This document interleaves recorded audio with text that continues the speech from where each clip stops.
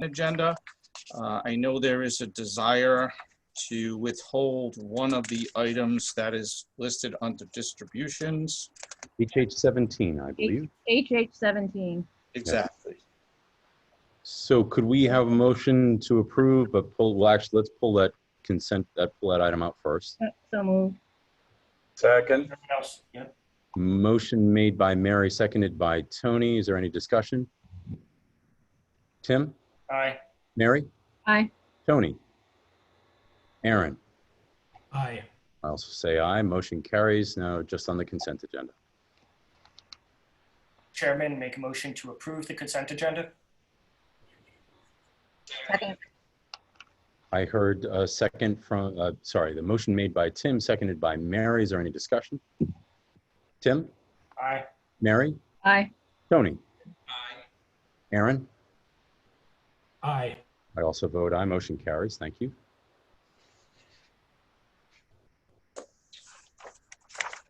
Is it the council's desire to consider HH 17 now, or do you want to do that in order? I think we'll do it in order, Lou. Okay. Thank you. Sounds good. Okay, the first item on the this evening's agenda after the consent agenda is the submission of minutes of previous meetings, item A1. Mr. Clerk and Mr. Chairman, I know we did, do we want to pull I1 to talk about borrowing resolution? Is this the time to do it, Mr. Chairman? Vice Chair, I agree. I think we can do it right after we approve the minutes, and we'll do it right before we go into the ordinance, please. All right, and then I'll go right into I'll make a motion to approve the previous minutes. Tony, second. Motion made by Tim, seconded by Tony. Is there any discussion? Tim? Make a motion to. Nope, I just need your vote, please. Aye, sorry. Mary? Aye. Tony? Aye. Aaron? Aye. I also vote aye. Motion carries. And Tim, if you could make that motion. Make a motion to pull I1 forward. This has to do with the borrowing resolution. Tony, second. We have a motion to move I1 forward, made by Tim, seconded by Tony. Any discussion? Tim? Aye. Mary? Aye. Tony? Aye. Aaron? Aye. I also vote aye. Motion carries. I know that, hello, Ms. Treasurer, Raquel, how are you? Nice to see you. And I believe also that the bond attorney, Sandy Mack, is on the line. And if we could, oh, I see a hand raised. Chris, if you wouldn't mind adding her as a panelist, please. All set. Thank you. Bear with us just one moment. So Sandy Mack, I'm going to ask you to unmute, which I just did. Okay. I'd like to start off with the treasurer. If you could just give us a nice overview and as importantly, the public overview on what this is. Sure. It's a resolution for bonding. Also included in this document is refunding for a few bonds. The projects for the actual bond is about 1.8 million for roads and bridges, 650,000 for engine 2 replacement for the fire department, 300,000 for Independence Park boat ramp, 200,000 for State Street Reservoir, and 300,000 for Reynolds School's roof and town hall repairs. So that's a summary of the projects that are part of the resolution for the bond. The refunding are a few series of bonds, and I know Sandy Mack can speak to that. And in a nutshell, that will save us money. So before we go to Sandy, Mr. Administrator, could you just give a brief, and I mean seriously brief, quick overview of those borrowing amounts? For example, we have 300,000 for the boat ramp at Independence Park. Could you just kind of just a summary of what we're doing for those dollar figures, please? Sure. We're making it essentially safe. We've waited quite a few years now for grant opportunities. We've been unsuccessful for the Independence Park boat ramp. There is a shift between the plates there, so essentially it needs to be rebuilt, and there'll be a tie-up floating pier alongside. So. Mr. Minister, is there anything else that you wanted to add in those other dollar figures and those projects? Obviously, I think the fire engine is self-explanatory. The others may not be, for example, State Street's reservoir. Thank you. State Street Reservoir, that's the head of the Tanyard Brook. We're still looking for the last and final phase of Tanyard, but remember, that's where it all starts. So we did get a grant, and this would be our match to improve the drainage in the reservoir and the habitat around there. It's interesting to know that there are drainage pipes that come up from Metacom Avenue and they actually make their way down State Street into that reservoir. So it's all been studied and we're ready to go to construction. It's been a long road with permitting, but we're just about where we need to be, where we need the funding now to finish the project. So it's going to improve the water quality and slow the flow down as it enters into the reservoir. And again, that's the head of the Tanyard Brook. Thank you, Mr. Administrator. And I know we have bond counsel, as we mentioned, Sandy Mack on the line. Sandy, I know that you'd mentioned to me in brief that this was a little bit trickier bond, not a bad thing, but just a little bit more on the moving parts end of things. And I know you wanted to share that with all of us. Yes, thank you. And I'll try to make it brief. So the first part is something that you're all accustomed to, which is what we call the new money borrowing. And because Raquel didn't mention it, I thought I would, that prior to the actual bond funds being available, it's typical for the town to spend money out of the general fund and then reimburse itself. The tax code allows you to do that, provided you have a reimbursement official intent. And on page 3 of the resolution, in the third further resolved, you'll see a reference to Treasury Regulation 1.150-2. And so by you adopting not only the borrowing resolution, I've combined this to be a reimbursement resolution as well, so that if expenses come in before the funds are actually available, which is not going to be until November, you can then replenish the town's funds with this reimbursement resolution. So that's the only point I want to make on the new money. On the refinancing, a couple of years ago, the tax law was changed and something that's called an advanced refunding was prohibited. And, but a current refunding is permitted. And so what we have here is 2 current refundings, which is permitted, which is allowing us to save a substantial amount of money because the interest rates on those bonds are 3%, 4%, 5%, and we'd be looking at less than 2% on the outstanding bonds. So that's a good savings for the town. Wonderful. There's a third bond issue that's just on the cusp, but because it's not within 90 days, it makes it, quote, an advanced refunding. And so the only way that we can do that is by issuing taxable bonds. And so we've thrown that in here. So we have a new money issue, we have 2 current refundings, and then we have 1 advanced refunding on a taxable basis. The law is currently being reconsidered by Congress as part of the Democratic proposal. And that law would rescind the prohibition on advanced refunding. I think that if they can pass any law, this is one that both sides of Congress seem to be, both parties and both sides of Congress appear to be in agreement with. And so if they do, we would toss that in the current refunding tax exempt and your savings would be even more. We have teed this up to be taxable or tax exempt, to be all or a portion, because the market is quite volatile. So what we do is we get closer to the refunding. We would only refund if the town has a present value savings of 3% or more. The current numbers that we ran show your savings at 11% for the first bond issue, 12.5% for the second, and then just over 3% for the third, but you're saving money. So the total of all the savings, just on a pro forma basis, is about $475,000.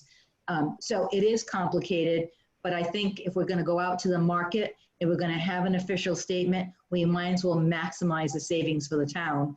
So just prepare when we sign, there'll be 4 different bond issues combined into one setting. So a couple of points. The first one is that thank you, Sandy, for the hard work that you did. Thank you, Raquel, for the hard work that you did. And also thank you to my colleagues and the administrator and past colleagues and administrators. We are able to take advantage of these low interest rates because they're brought to us and brought to our attention by the treasurer and our bond counsel, but because Bristol's been well governed financially and otherwise, and that comes from all the people that are here and a lot of people that aren't here anymore. Good decisions that are made now and good decisions in the past brought us to an interest rate that is outstandingly low, and we're able to save even more money to the taxpayer. So nice job to everyone, and it's worth saying that. And also, this money being borrowed is to make Bristol an even better place, whether it's recreation bonds, equipment bonds, saving money on the current money that we owe, so lowering our interest rates, if you will, and road repairs, as you can see happening. So again, hats off to all of you here and all of you that aren't here, and past councils and administrators and treasurers and clerks. It only happens with this team and a team, so outstanding job. So I'd like to open up to my colleagues for questions while Sandy is on the line, and go ahead. Mr. Chairman, thank you. Thank you for all of what you do as well. Thank you. Sandy, I just had a quick question in regards to the timing around the bond. You said, when would this all go down? So there are some rules with the current refunding that don't allow us to actually close until November because we need to have an escrow and because of that 90-day window from when the bonds can be called. So we'll be going out to the market. We're going to test the market most likely in October. If we see it really low, we can speed it up or we can postpone it. And then once the bonds are sold in a competitive sale, we can close and fund later. So the funds, from your perspective, what you care about is that we have the flexibility to have a bond sale, taking advantage of the market, and then the funds will be available in November. Thank you. Anyone else? Okay. Actually, Mr. Chairman. Yes, Mr. Mentor. Yeah, I'd just like to thank you for your support with this. If you do so move to authorize this borrowing, and it will, as you said, it will continue to allow us to keep our properties maintained and the quality life that we enjoy. So thank you on behalf of everyone that uses our roads and our facilities, and even that engine 2 replacement. Last time it was replaced was 1993. So it's time, and when it breaks down now, it's starting to cost us some money. So I think at this interest rate, this is all money very well spent.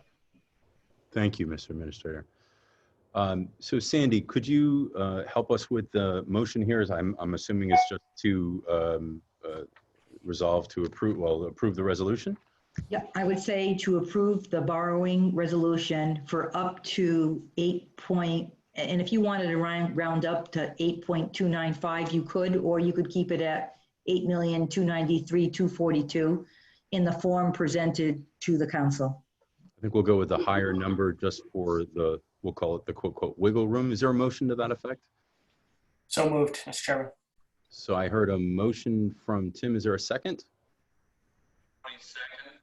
Tony. So we had a motion from Tim, seconded by Tony, to approve the resolution as stated. Is there any comments or questions? No. All excellent projects. Go ahead. Aye. Mary? Aye. Tony? Aye. Aaron? Aye. I also vote aye. Motion carries. Again, thank you all.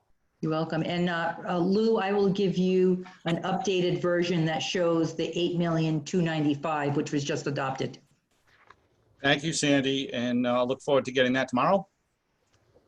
Yes. Terrific. Thank you. Thank you. That was a great assumptive close. Nice job, Lou. Good night, everyone. Thanks, Sandy. Aye. The next item, Mr. Chairman, members of the Town Council, this is item C1. This is the first reading of ordinance 2020-05. This is a change to the personnel section of the Town Code to allow for a change of source of standard examinations. You have a letter explaining this from Dick DeVault, who's the chairman of the Personnel Board. What's Mr. his Chairman, Tony, make a motion to consider this the first reading. This is Tim. I'll second the motion. Tony made the motion for first reading. Tim seconded. Is there any discussion? Tim? Aye. Mary? Aye. Tony? Aaron? Aye. I also vote aye. Motion carries. Thank you. Next item, Mr. Chairman and members of the Town Council, is item D1. This is the petition of Tina Leo Katie, doing business as leader of the PAC, 625 Metacom Avenue, requests council consideration for a dog kennel license. You have recommendation provided by the town administrator and chief of police. Mr. Clerk, could you remind me on this, the last couple that we've done, it's my recollection, I hope I'm correct, that we approved this for, say, 90 days with a review, and assuming that there's no issues, that we've approved it for the rest of that time. Do I have that correct? I'm not sure if it was specifically 90 days, but I know there was a shorter than regular time frame, which these just want to recall when they renew. And just to be clear for the record, They renew in May, Mr. Chairman. So if you wanted to do it sometime between now and May, that would be that would certainly be prudent. okay. To my colleagues, I'm certainly in support of this. I was just hoping for a review period. Not that they need to come back in front of, if there's no issues, then we can just have it on the agenda to approve towards May. But I'm open to my colleagues' thoughts. Mr. Chairman, Tony, can you hear me? Yes, sir. Oh, okay, thank you. No, just to be sure that I'm not covering the speed. Okay. With that being said, I like the fact that we need a reviewing period, and I would say that we should come back in November and review this to see how things are going. I mean, I'm in favor of it, you know, and I think it's certainly a worthwhile project. However, I think it's time for, you know, it would be a good time for us to come back and review it in November. So Tony made the motion to approve with a review in our, or at our November meeting. I'll second the motion. And there's a second. Is there a discussion? All right, so Tony made the motion, seconded by Tim. No discussion. Tim? Aye. Mary? Aye. Tony? Aye. Aaron? Aye. And before I vote aye, I should ask if the applicant is on. I'm just going to just give just one moment, please, everybody. Yes, she is. So I just unmuted you. What we like to do as the council is give you an opportunity. We'll call it a 30-second commercial. So maybe you can tell us a little bit about it and tell the people that are on the meeting a little bit about it. It's just always been a passion of mine, animals. I used to be the assistant animal control officer in Warren, and I currently work at the Warren Animal Hospital. The animal hospital, since the COVID has broken out, we no longer do kennel. So I just thought this would be my opportunity to do something for the clients that are desperately in need of it, that we've been servicing for so many years. So that sounds like a great opportunity. It sounds like we all support it. We have, I haven't voted yet, but I'm certainly voting aye. So that'll make a unanimous vote to take the next step. We wish you luck on it. And can you tell everyone, how do they get in touch with you if they're interested to take advantage of your services? The people or you? The people. So if I have dogs and if I wanted to kennel them with you, how would I do that? So right now what I am trying to do is I did my application with you, with the town. I also, I'm waiting for the state because I applied through the state as well. I'm waiting to hear back from my quote for my insurance company. And I have together you can't see it, but I can email you my contract that is we worked on right now. So I can be emailed I can be emailed at leaderofthepack01@yahoo.com. Perfect. Okay. We'll give you another opportunity when we see you back in November, and we wish you luck. I know my colleagues wish you luck too. Thank you so very much. Thank you. Thank you, Mr. Clerk.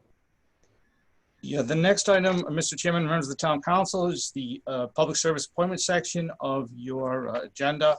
The first item is the Harbor Commission Advisory Committee. There are two slots that are up for appointment, reappointment, and you have the interest in reappointment expressed by Patrick McCarthy of 4 Maple Shade Court, currently serving, and also Andrew Nerona, who previously served on the advisory committee, is also asking about the possibility of being reappointed to this committee.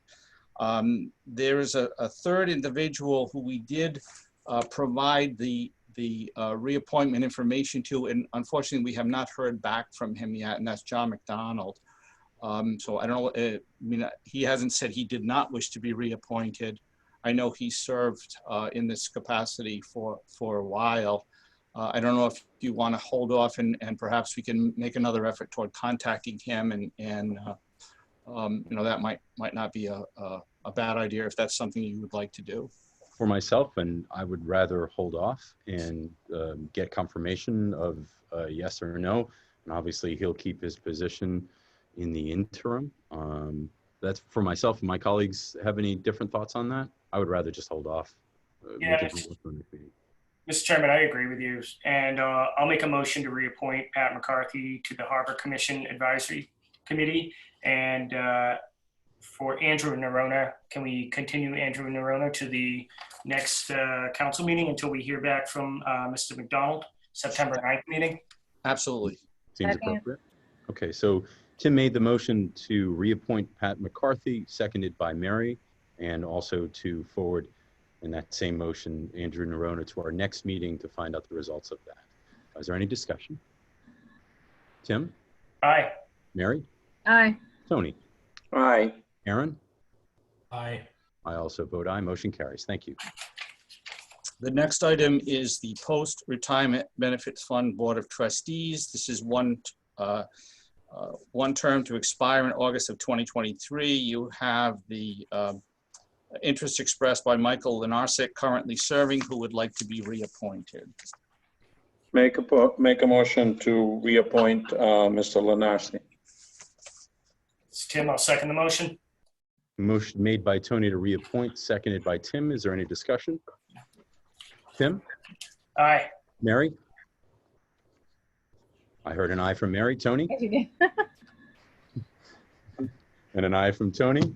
Aaron?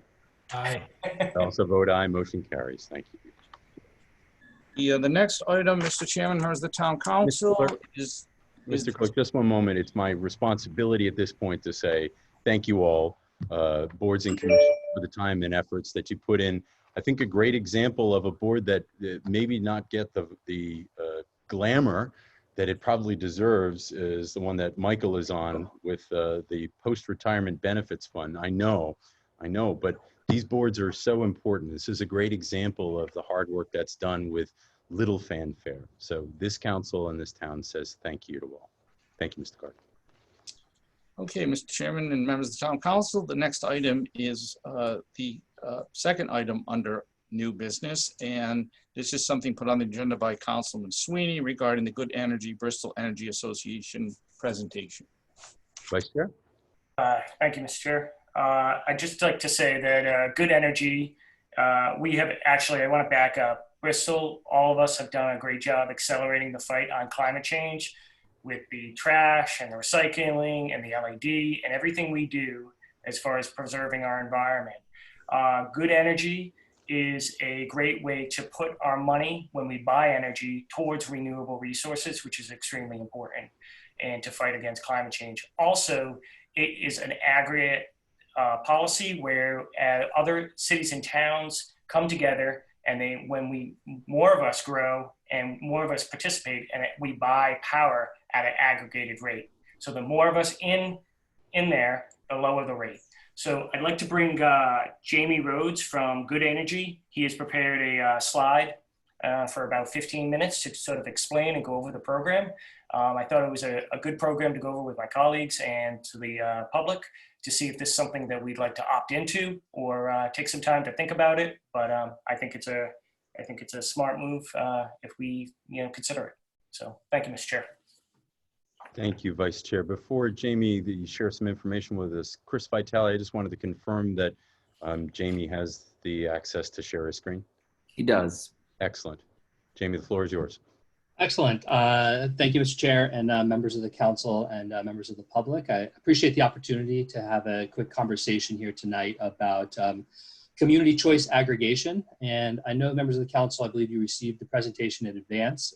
So I will work to I'll work to just provide some context to the slide so that folks have read it before so that we can move to any questions and provide answers for you about what the program looks like. And so that we don't take up too much time. So let me just make sure I get my screen sharing right here. And let's see. There we go. All right, is that visible to everyone?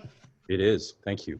Okay, so real quick, I'll first start with just a little background about Good Energy. So Good Energy has been a company that's been working 10 years across the country developing aggregations. We started in the the industrial and commercial sector, working with a number of institutions and large industrial clients in the Midwest. And then over the last 5 years, we began working here in New England, mostly in Massachusetts and now currently in Rhode Island. So our current clients are 53 clients in Massachusetts and 5 here in Rhode Island that include Providence, Central Falls, Portsmouth, Barrington, and South Kingstown. And our current active programs are serving over 2,500 gigawatts and over 1 million residents. And one of the things we're really proud about our aggregation programs is the partnership we have with the Green Energy Consumers Alliance. It's a local nonprofit based in both Providence and Boston that works to promote and develop the renewable energy sector by purchasing renewable energy credits from local projects. And so we work with them on sourcing as much renewable energy for our clients as possible from local projects right here in the region. So what community choice aggregation is that with the deregulation of the electricity market, individual consumers are able to choose where they get their electricity from. So right now, National Grid manages all the delivery, the wires and the poles that bring electricity to our homes, but we actually have an open market about where we can actually purchase our electricity. So right now, the default, if you move into a community, you turn on your lights, the electricity supply is actually sourced by National Grid. And they purchase it from suppliers from around the country to meet the needs of their customers. So with community choice aggregation, we actually get to choose who that supplier is rather than just going with the default of National Grid. And so the municipal government is able to actually engage in a competitive bidding process to identify and determine a supplier to serve their residents and have the opportunity to bring that to bring the decision of who the supply will be and what goes into the mix to a more local level and just relying on state regulators and the utility to make the determination for us. And so the goals of doing the community aggregation, there's really 4 that we highlight. And the first one is by aggregating the needs of all the residents and small businesses in the community. We can actually purchase bulk electricity for more competitive rates. That's to say, generally below the rates that are required by National Grid. Thank you, Lucy. I'm sorry. And also you have the opportunity to provide stability of what that rate is going to be. So right now with National Grid, your rate changes every 6 months based off of the utility schedule. But with the community choice aggregation, you can lock in a single rate for a longer period of time, say 1 to 3 years, depending on what the bids look like. In addition, we can use and support additional renewable energy. That's to say that the state has a minimum renewable energy standard for all suppliers, but we're actually able to go above and beyond the minimum standard while still maintaining competitive rates for our residents and small businesses. So, and finally, that we can actually have different options. Some electricity supply products and options that range from The one that has the greatest savings at the same renewable energy level, up to 100% renewable energy for those consumers that have it as a priority and a personal value, that they want to support, that want to take the most bold action on climate change, and really source their electricity from renewable sources. So to go through these goals just briefly, the reason why we were able to have competitive pricing is that National Grid is limited on when they bid. They're only able to bid on 4 days every year, while with the community choice aggregation, we can actually take the supply needs out to bid on any day of the year, when the market makes sense, when we can get the best rates. As electricity prices, supply prices actually fluctuate rather significantly throughout the year. And also we have greater buying power. So that right now, if I were to go out into the competitive market, it's just me and my couple of megawatts every year that I use. And a supplier isn't going to negotiate with me on what rate. They're going to say, this is what I'll give you, and you can take it or leave it. But if you bring the buying power of the entire town of Bristol together, suppliers will start to say, well, we're willing to actually bid on that and to bring in the lowest price because we want to be able to provide that electricity supply to you. We always give the caveat is that because prices vary by National Grid every 6 months, I cannot tell you what the price will be 6 months, 12 months, 18 months from now. So I cannot give 100% guarantee that a rate will be below National Grid over the course of an entire contract.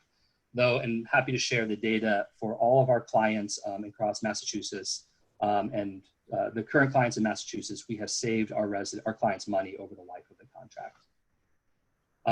And so once again, to identify price stability, I mean, just as an indicator with this made up graph here, is that the idea is that the price that individual residents will be paying is fixed for a longer period of time, that the rates will not be changing in and out. And then finally, to go into a little more depth about using and supporting renewable energy, I'll actually jump to the next slide here about the different products. So the standard product that we are working with in every community in Rhode Island thus far has us at 10 percentage points above the state renewable energy standard. So right now that's 17.5%. Next year in 2021 is the minimum renewable energy standard for any electricity that's brought into the state. The standard product that we usually recommend to our clients has additional 10% on it. And so that means that 27.5% of all the electricity will come from renewable energy sources. And we believe at that rate, we're able to have price comparison with National Grid's standard offer, while once again, also being able to take this additional step towards increasing the amount of renewable energy in the mix. We do also encourage our clients to offer optional products to the residents. And that is to allow folks to opt up to 100% renewable energy. We know there's a market out there for climate conscious consumers who want to do the most, but then also to have an opt down where an individual consumer can maximize their savings in comparison to National Grid and have the state minimum of renewable energy. And so just to give one more way to show how this is expanded choice is right now, once again, the default is standard offer service. So what's what National Grid's standard offer, it's available to everybody. There's also a series of third-party suppliers that are out there right now in the market. Acadia is one that often comes up, Green Mountain Power. We get lots of mail solicitations from them where people are most familiar. And what the aggregation program does is provide this third option, this aggregation. And then within that aggregation, there's the default, which would be the supply service that instead of National Grid, when somebody moves into a community, the default would be what the town has negotiated on behalf. And so that's the default. But then anybody can opt up, they can opt down. They still have the options of going back to National Grid standard offer and all the third-party suppliers. So it opens up the competitive market for electricity supply for an individual consumer to make the choice that's best situated for them, while also providing a default option that is offers savings in comparison to National Grid. So to go into, just to give a sample picture of what those savings looks like, I often put up Somerville here just as an example. These are, the blue line indicates the Eversource, the utility that covers Somerville. That's the rate that they have provided over the 6-month period beginning mid-2017. The orange line is the rate that we were able to negotiate through the aggregation program that included 5% renewable energy, 5% additional renewable energy through 2019, and 10% additional renewable energy beginning this year. And as you can see, the rate that was able to be, that the competitive suppliers bid at was below the utility rate for each period. During the summer, it was closer, and then during the winter, there was much more significant savings in comparison, which is very similar to the rates that we see here in Rhode Island. And just to give you a sense of the program results that of these green programs that have additional renewable energy over the course of when the programs launch. So this is cumulative savings for each, for the average resident.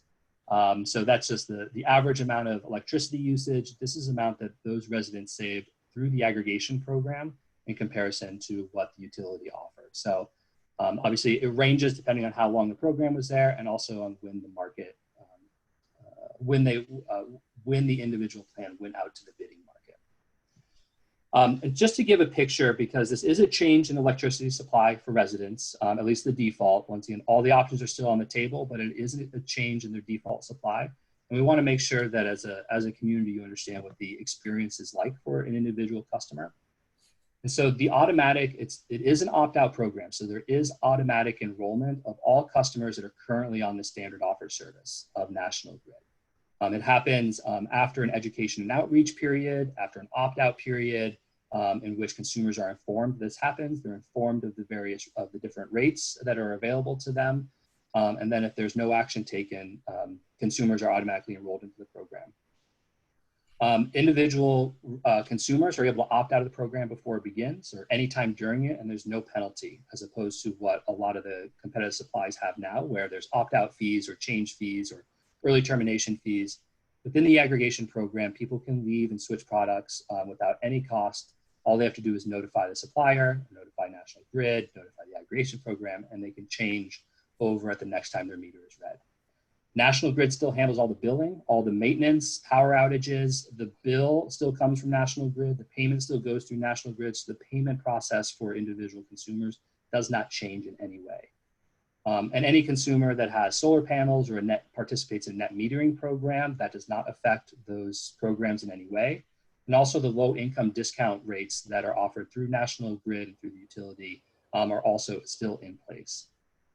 So anybody that benefits from those programs still experiences that benefit through the aggregation program. And just to give a picture about how these programs come into being, it's kind of, because of state law, and this is what the state law requires, there's kind of these 8 steps.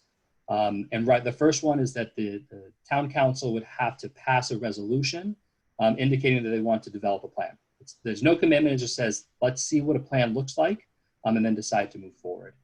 At that point, usually a community chooses a consultant to help them in the development of that plan. I represent one, Good Energy. There are others, but this is one of the ways that the services that we provide is to develop the aggregation plans. A draft plan is developed and put out to public comment. So after input of staff members, any citizen committees that the city would like the plan to be vetted through, and then also a formal public hearing to make sure that any input is folded into the plan and that reflects the will of both the city council or the town council, as well as members of the community.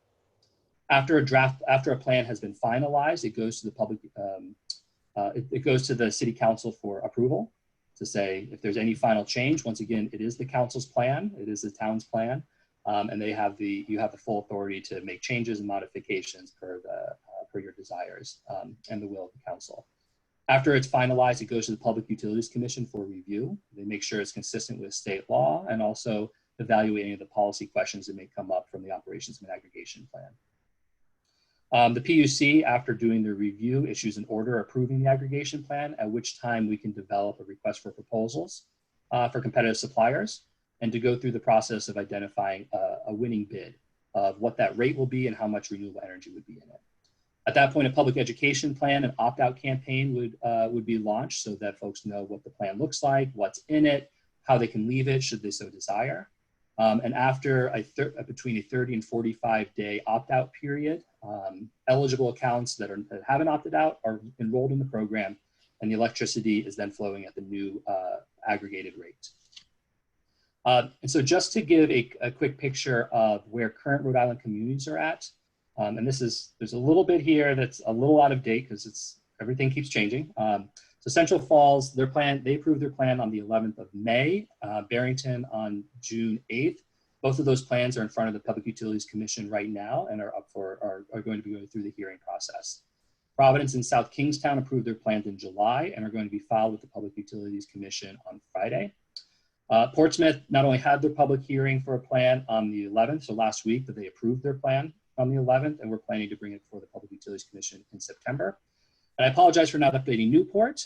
They actually approved their plan, approved a resolution on July 8th, and they've chosen to go for, they've just issued an RFP for a consultant. It came out 2 days ago, so I hadn't put that on there. And one thing that Councilman Sweeney actually brought up is working with other communities. One of the benefits of these programs is that an individual community can benefit from the buying power of other communities. So when plans have been approved in multiple communities at the same time, what we are able to do is actually take the full load of all of the communities together and take it out to bid together.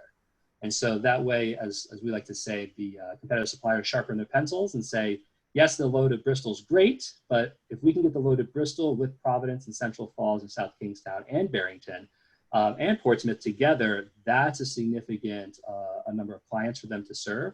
And we'll look to bring in even lower rates. And so the buying group then gets to be the combination load of all of those different communities. And as I've told everyone, as part of our agreement to Providence as serving as their consultant, we agreed to make all bid documents and contracts with them available to any community, including our responses to bids for anybody that's interested in moving forward to see what those documents look like and what those conversations have looked like. And at this point with the PUC, we believe the first programs are going to be approved by Thanksgiving, with programs going into effect in early 2021. And so the rest of the presentation are example education outreach materials. I know you've been given them. I will not go through it unless you have individual questions. But that's a quick overview of what community choice aggregation is and how it comes into how the town can benefit from it, as well as how we put it in place. I'll leave it there. Thank you, Jamie. I'm going to give it back to Vice Chair Sweeney. Yeah, Jamie, I was just wondering if you could go over a little bit about the towns that have opted in. And thank you for the presentation, by the way. This has been great, very clear and easy to understand. Tell us about the towns that opted in, and what do you have a percentage of how many people opt out? Is there, yes. Take us down that road, because you have some people who don't want government involved. Yes, absolutely. And so while the Rhode Island plans are not at the point of going to the opt-out provisions, I don't have Rhode Island specific data. On average, in Massachusetts, with the 43 active plans that we have, when the plan launches, 85% of the community is enrolled, of eligible customers. So those that are currently on standard offer service stay in the program, and roughly 15% opt out. Our intention and our goals and our experience has been is that by the end of that first contract, we usually see plan enrollment up to the 90 to 92% rate, mostly based on the fact that if you are saving individual consumers money and they opted out at first, they often come back in and they hear there's an opportunity to do so. Okay, so they could opt out, but if they want to get back in, they can get back in. They can come back in at any time during the program at no cost. Great, thank you. All right, I'll open up to my colleagues if they have any questions. Mr. Chairman, Tony. Tony. A question for Jimmy. Jimmy, you said about 15% opt out of that number. Any specific reason as to why some of those folks opt out of it? I can give you broad kind of strokes on it, and there's no way to know each individual person. Some folks, as you know, some folks, as Councilman Sweeney said, prefer not to have a decision made for them on behalf of by the town, in which case they opt out and say, I should be able to choose on my own, in which case, once again, they are free to do so. Others believe that they can, once they know that there's opportunities to move to competitive suppliers, they like to shop around and find a deal with another supplier that works best for them and their situation. And that's generally what we hear for the most part. And others, and there's also groups that say, I've been with National Grid for a long time. I've been with National Grid my whole life. I don't really want to change at any point. I prefer to opt out and stay with National Grid, in which case National Grid still provides their electricity supply service. Thank you. I have a question. Yes. Go ahead, Mary. Okay, thanks. I have a couple of questions, Jamie, and I think you were kind of getting to it. I mean, I think there are a lot of I think you call them third-party suppliers. Mhm. And I mean, you get telemarketed between, postcards or phone calls all the time. And when I get those calls, I'm not really sure how legitimate it is. I don't really know that much about it. So I just say, I've been with National Grid. I'm not going to take a chance on my electricity. Mhm. But this sounds like it gives you the opportunity so that it's like better vetted. So at least we would have a sense of who's legitimate, who is not. Am I correct with that? Yes, absolutely. So one of the ways that we build credibility for this, because that is not an uncommon sentiment when it comes to the competitive suppliers, mostly because of the stories and the experiences that are out there of the customer relations and the changing of rates, ballooning payments, those type of things. So one of the ways to allow us to benefit from a competitive market here is actually the role of the city council or the town council, is that the way the program operates, because there's trust in the town, that you're working in the best interest of your residents as well as you're accountable to them. And so when when notices go out and saying there's a new new default supply available, it's got the town seal on it, it's been vetted by members of the town administration and say, we've vetted this program, we've gone through a months-long procedure with the Public Utilities Commission. We created this program as a town, it's our program. And that's what builds trust in it, more so than just the name of like a consulting group, Good Energy, has no trust with the communities, nor do the competitive suppliers whose names they don't know. But the council does, and there's trust with the town. And the action of the town to do that vetting process is really the key to making the program successful over the long term. So when could a town opt out? I mean, if the cost starts escalating, I mean, I understand that this is a way to keep it more stable, and there's always going to be ups and downs. But I guess it's like over time that you would have a savings. What if we start to see it going up? Can the town opt out at any time? And is there a penalty to go back to National Grid? So for individual consumers, I'll answer this two ways. So for individual consumers, they can opt out at any time with no concern. So if they see that market change and National Grid rates bottom out for a series of factors that we couldn't predict, lots of things change these days that are unpredictable. A consumer can leave at any time.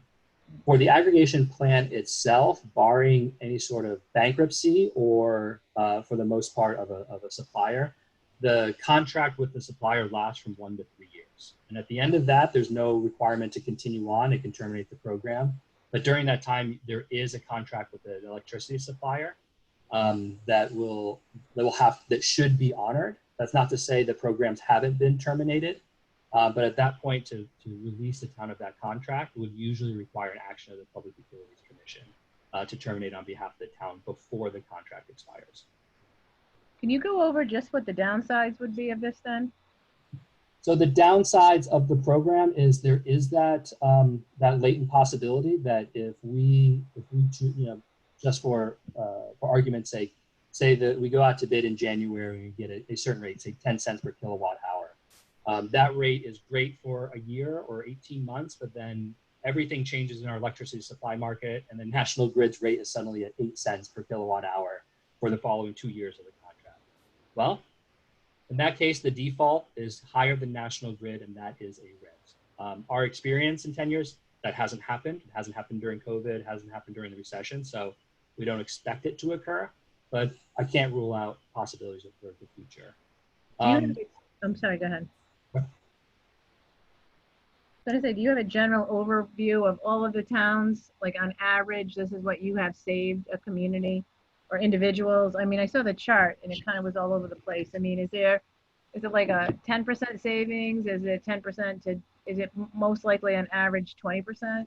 I mean, it's hard for me to say. What I can do is follow up with the clerk and have distributed to the council actually, the performance of individual towns so that you can look at that. Because it really is dependent. So like a community that went to market, like went out to bid in January of this year might have a much significant difference than one that went to January of the previous year, just depending on the fluctuations of the market. So right now, I can show you what the actual savings have been, but I have a hard time exactly predicting what the future will be. So I try not to back myself into a corner and make a promise that I know that I can't follow through. But once again, be happy to share the savings data from the communities that we've worked with in Massachusetts over the past 5 years. Okay, thank you. Amy, oh, go ahead, Aaron. Mr. Chairman, this is Aaron Lay. Thank you, Jamie, for being here today. I've had some opportunities myself to kind of look at some of what the peer-reviewed literature says about these types of things. There's a recent article in a journal called Energy Policy that kind of does an overview of this new model of aggregation. And the sense I got, I came into this with some skepticism. The sense that I got was that there doesn't seem to be any drastic savings, but it doesn't seem to be any kind of losses either. So from my perspective, from what I understood from this, is that the huge benefit here is the moving toward the renewable energy sector and allowing that renewable energy sector in Rhode Island to gain a good solid foothold so that it can grow and so that it can keep producing a supply of power at a lesser rate. I still think it's really important for us to do due diligence on this. I heard that from Mary's questions and Tim's and Tony's questions as well. I think that, certainly I have some more questions I'd like to ask, and I'll get to them right now so I don't take up any more time. But my question is about the educational effort and the effort to explain to people that you do have the freedom of opting out of something like this. I guess my concern as somebody who would see this from the perspective of a consumer advocate would be that, is there any oversight of your educational effort? Mm-hmm. Yes, so there's 3 steps of that oversight. So the first one is that in the plan that's drafted, and once again, I'm happy to share existing Rhode Island plans that we've worked with our clients on. They're public record, more than happy to share them. But the education outreach work is developed in coordination with the town staff and town administration, as well as then reviewed by the council before the plan is developed. So while we may take a first draft at here's what we know has worked in other communities regarding traditional and social media outreach, the types of community organizations that are best involved to make sure that their constituencies are informed, working with the CCAP programs, and even on a conversation we had with the Division of Public Utilities today, making sure we're in communication with like the George Wiley Center and the Center for Justice to make sure low-income communities are aware of how the program operates. So while we can put that into a first draft to make sure that consumers are informed, it then goes to the Public Utilities Commission, where they have shown no qualms about asking lots of questions. Why this? And even the questions were asked of like, so in COVID, when you would traditionally go to like a senior citizens resident or a high rise and bring people together, bring down your bill. Let's talk about let's talk about your electricity system and what this program has to offer. What can we put in place since we can't physically be somewhere for the foreseeable future? And so we're continuing to try to adapt to as many virtual places as possible, but also to rely more on, say, direct mail or telephone calls to targeted communities to make sure that they're aware of it.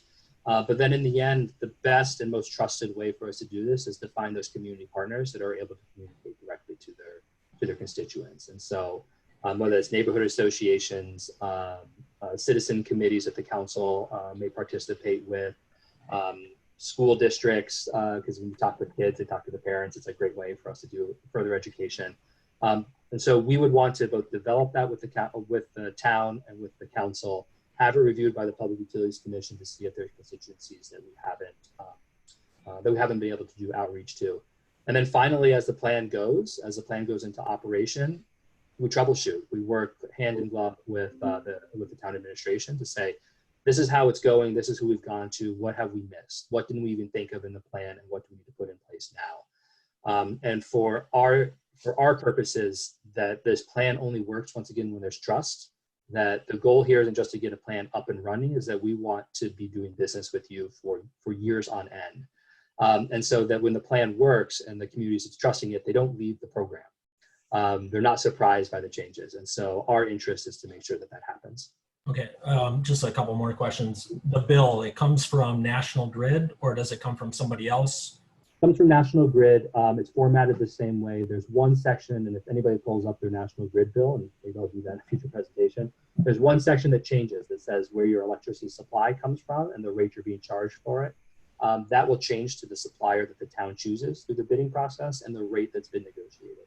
The rest of the bill stays the same. Okay, and then you can opt up and opt down at any time you want. Is that the, Yep. okay, so you can go to the 100% if you want, or you can be like, you know what, the 100% isn't working for me this year in terms of budget. I'm gonna go back down to that 10%.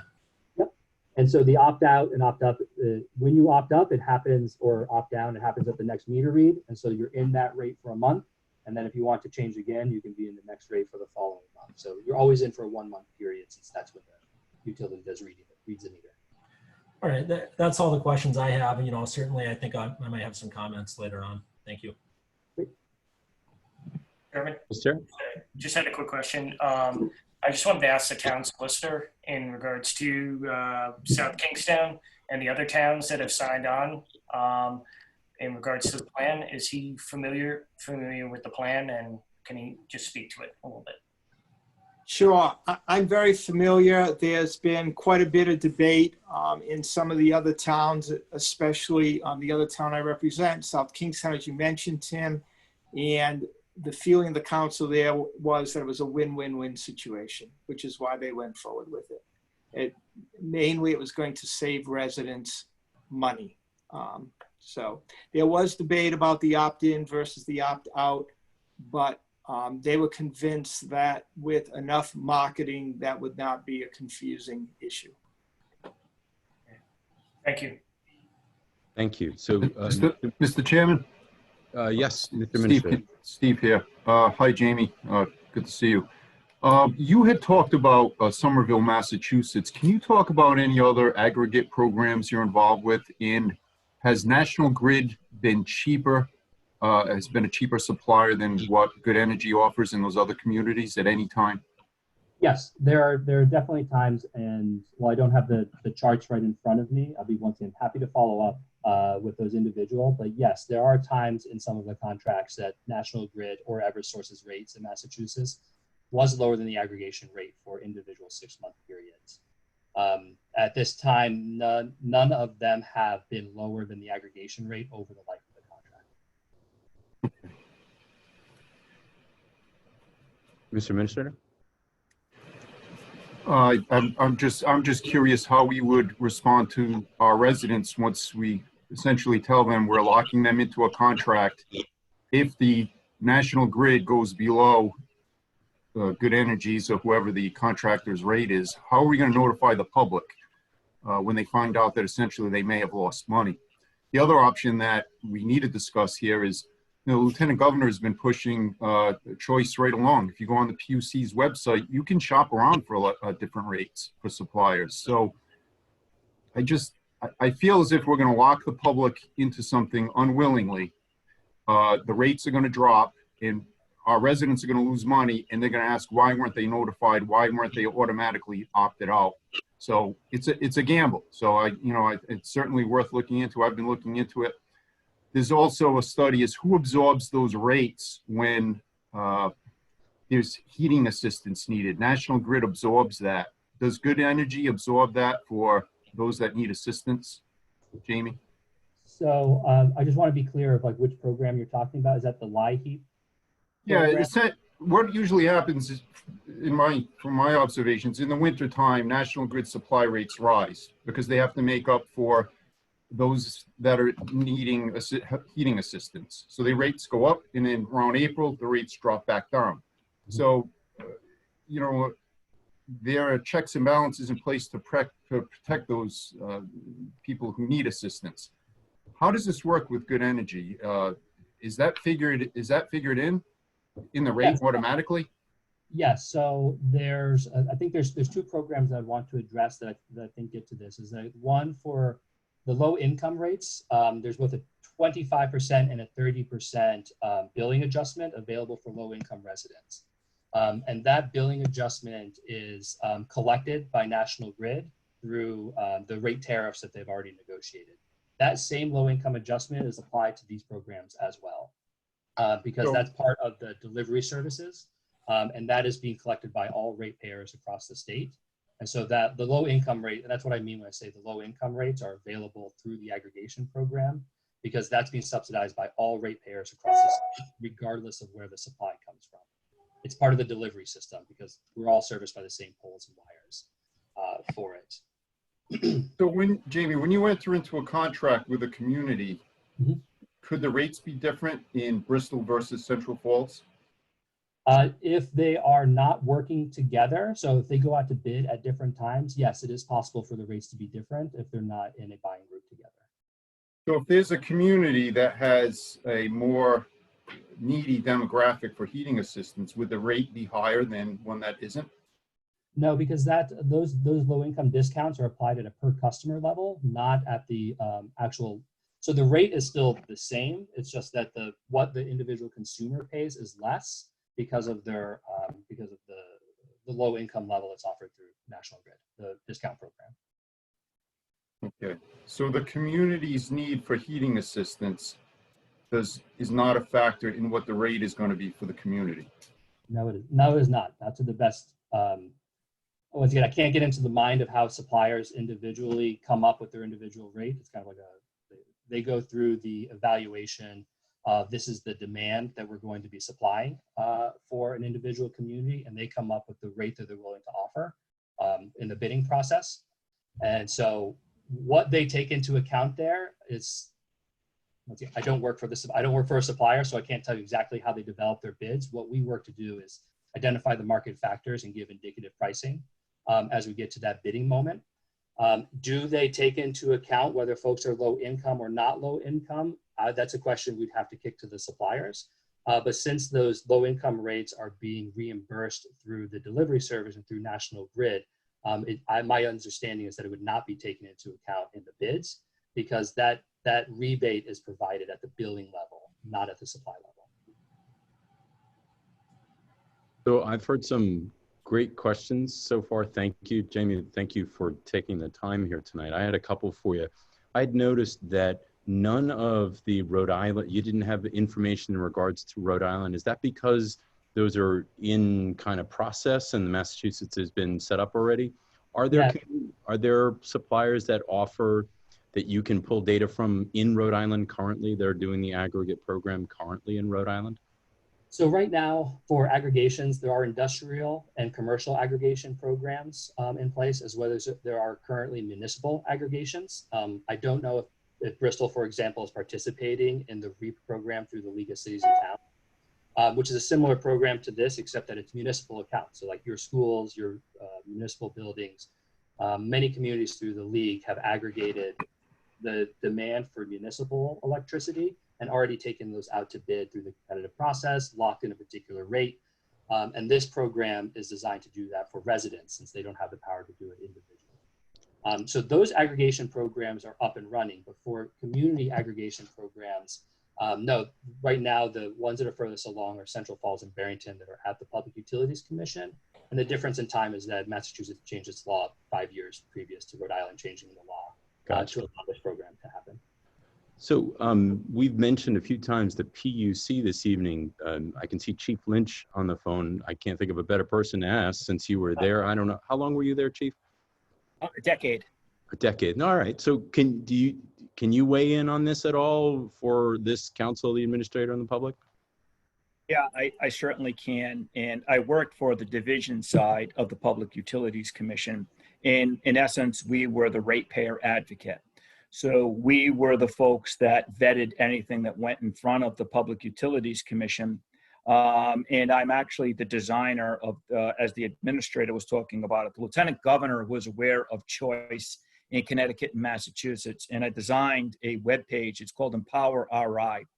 And currently you can go on there and traditional homes use 500 kilowatts of electricity a month. I don't like that variable because I can assure you if you all look at your bill, you're going to be way over 500 kilowatts of energy, especially in the summertime. So take a look at that. That's an indicator. You get those things in the mail from the utility if you're beating your neighbors and your customers. But so what we tried to do was to create a shopping network. So if you use 750 kilowatts, you'd click residential, put 750, and you'd hit refresh, and automatically it would come up and say, who one of these suppliers can beat National Grid's standard offer price? And I can tell you historically, long-term, our research has shown in the state of Rhode Island that the suppliers only on a short-term basis could beat National Grid. And I say, why? Why is National Grid doing such a good job? We had to drill down into why on the residential side that they were doing a good job. One thing of importance is that National Grid does not make any money off of the commodity, the electricity that goes through the distribution system. The bill is bifurcated. The commodity, the electricity, and as Jamie said, the distribution side. That's the poles, the wires, the personnel, the crew, the whole infrastructure of National Grid. And that's where the discounts come from on that side of the bill, so that the commodity, the electricity, can be a real number. If you're going to put it out to bid, it can't have different discounts attached to it. It's got to be a clean section of the bill to go out to bid. If you go on the website right now, the only company that can beat National Grid is Archer Energy, and that's only for 4 months. And that's a fixed price for 4 months. And if you signed up, you'd save $2.25 a month for the next 4 months. What happens is, and this is no indication of what Jamie is offering, is that the rate goes to a variable rate. And the average consumer, the old Sims commercial is, an educated consumer is your best customer. Unfortunately, this is tricky business. And consumers didn't realize that on the 5th month, they were going into the variable market. That's where the suppliers make their money. In fact, I would say that Archer is probably losing money for 4 months, but they're hoping that you stay with them in the 5th and in perpetuity, because at that point, then they add on the profit that they need to run the business. Nobody's in the business to lose money. I'm sure that Good Energy is in it, for a profit. And I repeat that National Grid does not make 1 penny off of the residential side. So what do we do as the division side? We make National Grid buy electricity 2 years out, 18 months out, 12 months out, 6 months out, and spot market. So what you get is that particular blend of up to 2 years of hedging, so that we don't see that rate shock like you saw on his slides in Massachusetts. The other thing that we do is we normalize rates on a 6-month basis. So the standard offers from April 1st to September 30th and October 1 to March 2021. I actually changed that when I was there, so we had more rate stability, because electricity is cheaper in the summer months, and we're not into the heating months where there's a bigger demand for gas, you know what I mean? And there's a pipeline constraint. That's why utility costs more money in the winter months. The shoulder months, your October and November, when you don't have the AC on, you don't have the heat on, those are the huge savings months, because there's not a lot of constraint onto the pipeline. So I guess the proof would be to look at, I would caution the town to say, let's see what's going on in the other communities. So if the South Kingstons and the Newport, and they put the aggregate out to bid for those particular communities, and they can beat National Grid's price in Rhode Island, I'd be interested to look at that. I would just say, put the brakes on it. It's never been done in Rhode Island. When I left 11 months ago, 92% of residential customers were with National Grid, 8% with competitive supply. It may take time to switch over where everyone's doing municipal aggregation, and now they're the lion's share of the portfolio to go get prices. Right now, it's National Grid that has the lion's share of customers, and they're in the driver's seat to get the best price because they have the 92%. I also, while I was with the division, and again, this was not municipal aggregation, this was homeowner clicking on, answering those things in the mail like Mary talked about. Predominantly the people that did that, the vast majority of consumers in Rhode Island lost millions and millions of dollars. The study was done by Susan Baldwin. I hired her after seeing a study that was done in Massachusetts. She did for the Attorney General. I believe it's Martha Coakley. In Massachusetts also was looking to change legislation that said you could only have fixed pricing. I guess my question for Jamie is, this is a 3-year contract. It's all fixed pricing. There's no variable pricing in the contract. Is that correct? Yes, when we negotiate an electricity supply agreement with the supplier, it's just fixed pricing. And the bids that we ask for usually run from a 12-month to a 36-month period. So when the bids come back, there's options available to communities to choose which one works best for them. So if the town bid and it went through the PUC and they agreed to the terms, you then issued an RFP. What would happen if the RFP came back and your price was higher than National Grid? Would the town be obligated to adhere to the contract, or could they say, hey, you know, the people that bid on this did not sharpen their pencil enough for you? Can we then, you know, say it's not good for Bristolians? Yes, absolutely. So to give a good perspective on that is that there's no commitment from the town up until the point you find a bid that you like. So if even like a consultant group like us that did the development of this program, we don't ask for any payment directly from the city, from the town for it. The only way that we're ever compensated for our work is if we use a supplier, and then we're compensated by the supplier at a rate of 1/10 of a penny per kilowatt hour. And we have recommended to our clients to hold off for over a year at times when the market rates, the bids came back and they're not going to beat the utility. We say don't take it, because then the program won't work. There won't be the trust there. Residents will opt out at a prodigious rate, and we'll all look like we got egg on our face because we're telling people to pay more money for electricity, and that doesn't work. That doesn't work for anybody. So we actively seek to tell our clients, do not take a bid unless it meets the parameters that you are seeking. Well, I can tell you that electricity is not going to go down. You know, we're not going to have gas pipeline expansion in Rhode Island. You know, the governor's initiatives to increase her portfolio on renewable energy. You know, you had mentioned the 17 on the RES standard, that's at 17.5%. By 2035, it's going to go up to 38.5%. So I would caution people about driving up on the renewable side if they chose to do that, because we already have a huge portfolio in Rhode Island. We have a governor committed to clean energy, you know, climate change, the programs that already exist in statute. Because we pool buy, everything goes to ISO New England. There's no guarantee if you ratchet up on your request for renewables in Bristol that you're getting renewables to your home on High Street or Wood Street.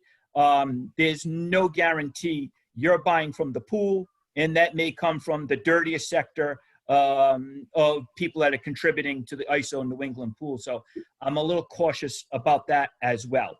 Just to address that question, because once again, yes, I've got no disagreement with that. So one of the things that we've sought to do is that partnership with Green Energy Consumers Alliance. So while the supplier is providing those mandatory renewable energy credits for the renewable energy standard, any additional renewable energy that's purchased by the program, the RECs for it, are done through the Green Energy Consumers Alliance, and they're certified as new Rhode Island eligible RECs with unique PUC identifiers.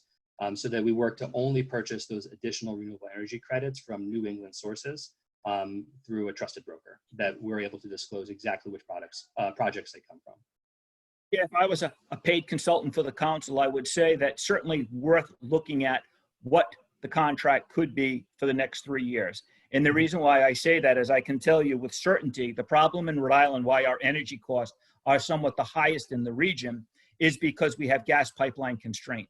And I don't see a fix to that based on, one, the political climate, and two, the ability to bring in, it's here, the gas is available. There's just not the political climate to bring it into the New England region. And until that gets resolved, if there was the gas supply that's out there and it could be built, our utility costs could drop by 75% on the commodity side.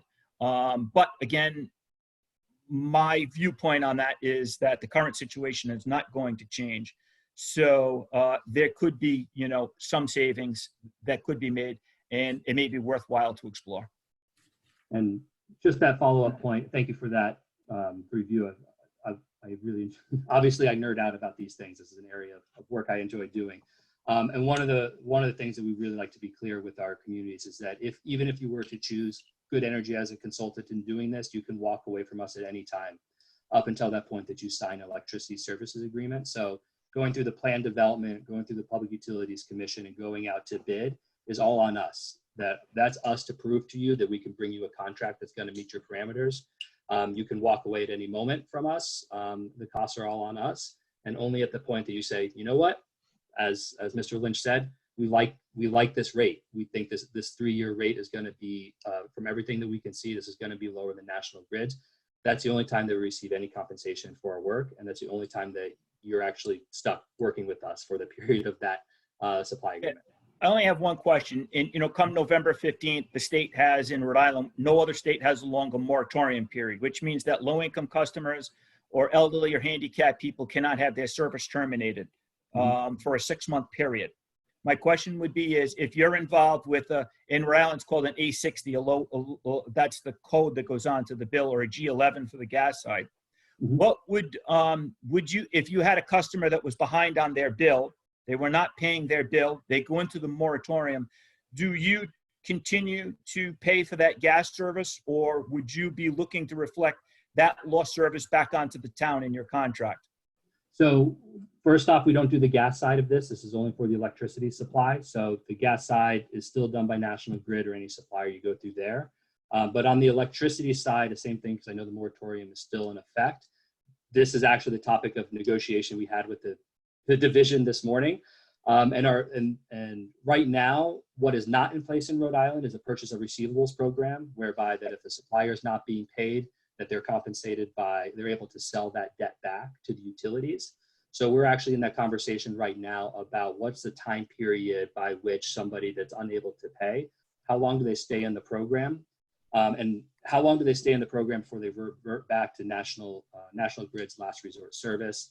But at this point, the supplier would be the one on the hook for that. None of that cost comes back to the town to cover. That's actually bad debt by the supplier in that case, which is there's a whole different low income and equitable conversation to have around what to do with that, which we hope to address through a purchase of receivables program. I find that good conversation. Sometimes you leave with many more questions than you walked in with, and absolutely more questions. So I think the goal was achieved this evening, was to have a first blush conversation about this, and I think that was achieved. I've got certainly a lot of great questions, a lot of things that I want to check on myself. I'm sure my colleagues feel the same. But Vice Chair Sweeney, I'd like you to end it because this was your agenda item. Yeah, Jamie, thank you very much for your time and presenting to us. I think we have a lot to chew on. Chief is very knowledgeable, and I think we want to take some time to look into this. So I'd like to make a motion to continue this to the September 30th meeting, just to give us enough time for the public to give some feedback, and for us to look into whether we want to take the next steps. So that's my motion, Mr. Chairman. Seems reasonable. Is there a second? Mr. Chairman, I'll second that. Is there so we have a motion made by Tim Sweeney, seconded by Tony Texera, to continue this conversation to our September 30th meeting. Is there any discussion? Mr. Chairman. Mr. Administrator. If I understand this properly, we would first hire a consultant, right? So there's no guarantees we would go with Good Energy, because I know there are other companies out there that have inquired with the town to enter into an aggregate agreement. So I think the question is the town interested in looking into aggregation, right? That is definitely the question. And I do agree that, like the solar conversation that we had more than a few years ago, that we found some end to that, we would go to the next step and go out to bid, and as already mentioned, consultants, such and so forth. So yes, I agree with that. But since the agenda item is already here, we can continue it with the larger goal of seeing if this is something we want to take next steps on now or potentially in the future. So I agree. So we had a motion and a second to continue to September 30th. Was there any other discussion? Mr. Chairman, this is Aaron Lay again. just want to thank the chief for his insights from his experience on the Public Utilities Commission. I've certainly learned a lot more about this through his conversation. I think one of the other things that I kind of discovered through this whole conversation is that it seems like Good Energy here has a really huge incentive to get that rate as low as possible, because otherwise people are just going to be opting out. And as you had said, you know, the program's just not going to work that way if everybody's opting out. So it sounds to me like there's a little bit of stability, and, you know, certainly I think that it'll be a good thing for us to continue to monitor this. Certainly, you know, we don't have to sign any contracts or anything like that until the very end, or accept any of the bids till the very end. And the other thing I think is, you know, if we do start seeing Providence, Portsmouth, and Barrington starting to pay lower rates for their energy, then we might also have some constituents, you know, come to us and say, how come we're not getting those low rates that they're getting in Barrington, Portsmouth, and elsewhere? And I think that that's the ultimate catch-22 that we have here, that the administrator kind of pointed out, is that there is a little bit of a gamble, but, you know, certainly it could be that you err on the side of, you know, perhaps doing something that invests a little bit more in renewables. So that's the last point that I wanted to make. Thank you. Thank you, Mr. Chairman, one more point, just because I know there will be a lot of discussion until the end of September on this. I'm looking at the Attorney General's report from Massachusetts, 2018, and I somewhat disagree that people are busy. They're not paying attention to their electric bills. So if the PUC isn't watching them, I'm reading, if you don't mind. Go ahead. Massachusetts resident consumers who took service from a competitive supplier paid a total of $176.8 million more than they would have paid if they had received basic service from their electric company over the course of a 2-year study. So I think there's a lot for us to consider. Yeah, it's worth looking into, but this isn't anything we want to rush into. And again, I'm very concerned about us entering into a 3-year contract and then our residents learn that they're losing money. And in Massachusetts, the Attorney General study, it's showing that there is a good chance that people are going to lose money locking in. So we got to really make sure that we have a very good consultant and we get the right rate. Or else, you know, I was getting calls from energy companies for the last year or two, but this is a big leap of government into our residents' choices. They have a choice. They have a choice. They can go on the PUC website and select the cheapest rate, but they have to monitor it because the rates are variable. So, you know, I just want to get that out, that it isn't all rosy, and it's a big decision for the council to make on behalf of all residents. And once you make it, you're stuck with it for a few years. And again, people are busy. They're not always looking at that energy bill. And when they do find out that they lost money, they're going to be angry. So, Mr. Administrator, just a point of clarity, I think we do have an excellent consultant. His name is Chief Lynch. Sounds well-versed in it. And to that end, I do agree with the administrator. This is one of those things that if there's a positive, if there's a win on the long term, I don't know how you figure this out. And Chief, actually, because I know this conversation's gone on and we have a vote pending here, but it would seem like we would also want to do the math on just individual opt-in, as you were pointing out. And is there a comparative saving with the aggregate opt-in? So if we all go in together, is it that much less expensive? Is it worth it? And I think a few have said it, I know the administrator has, is that I'm certainly concerned to make a decision for a resident that currently makes their own decisions on things like this.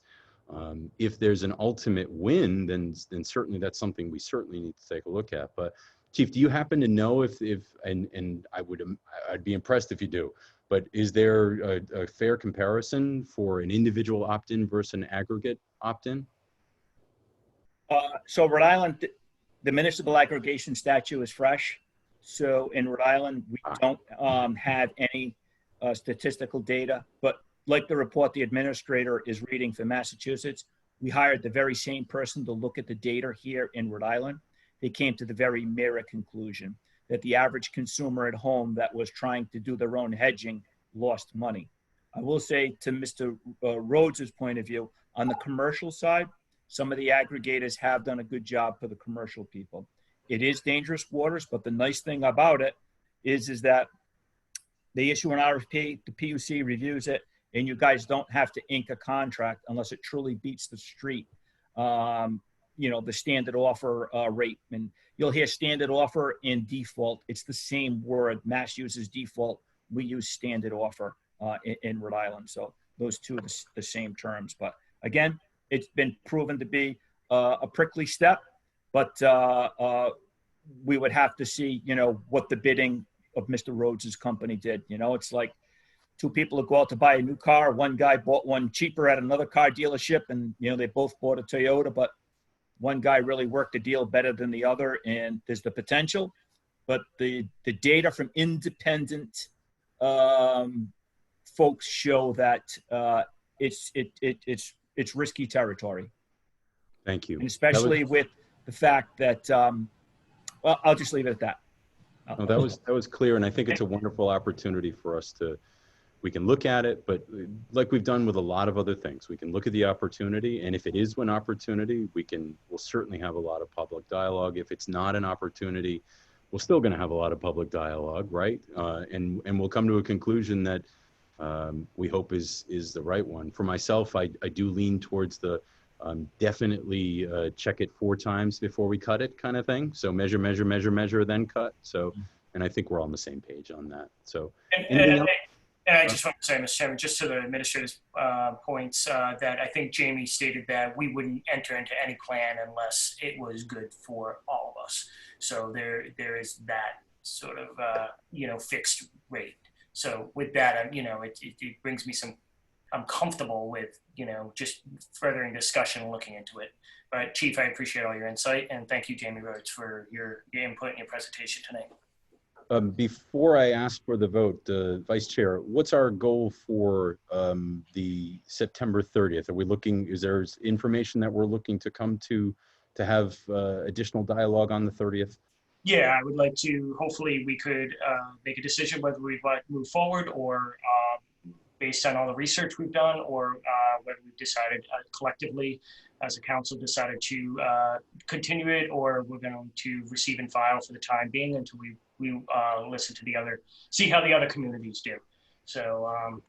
Okay, seems reasonable to me. That's my goal. Okay. Thank you. Any other discussion?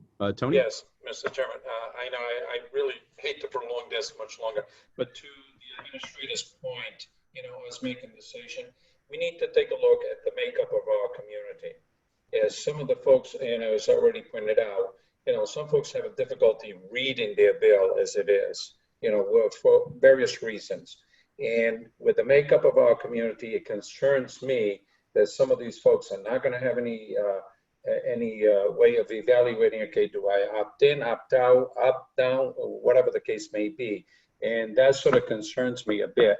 The ones that can be well informed and educate themselves, that's wonderful. But most recent, I've had to deal with 4 people with bills that they had no clue what was happening and they were willing to pay.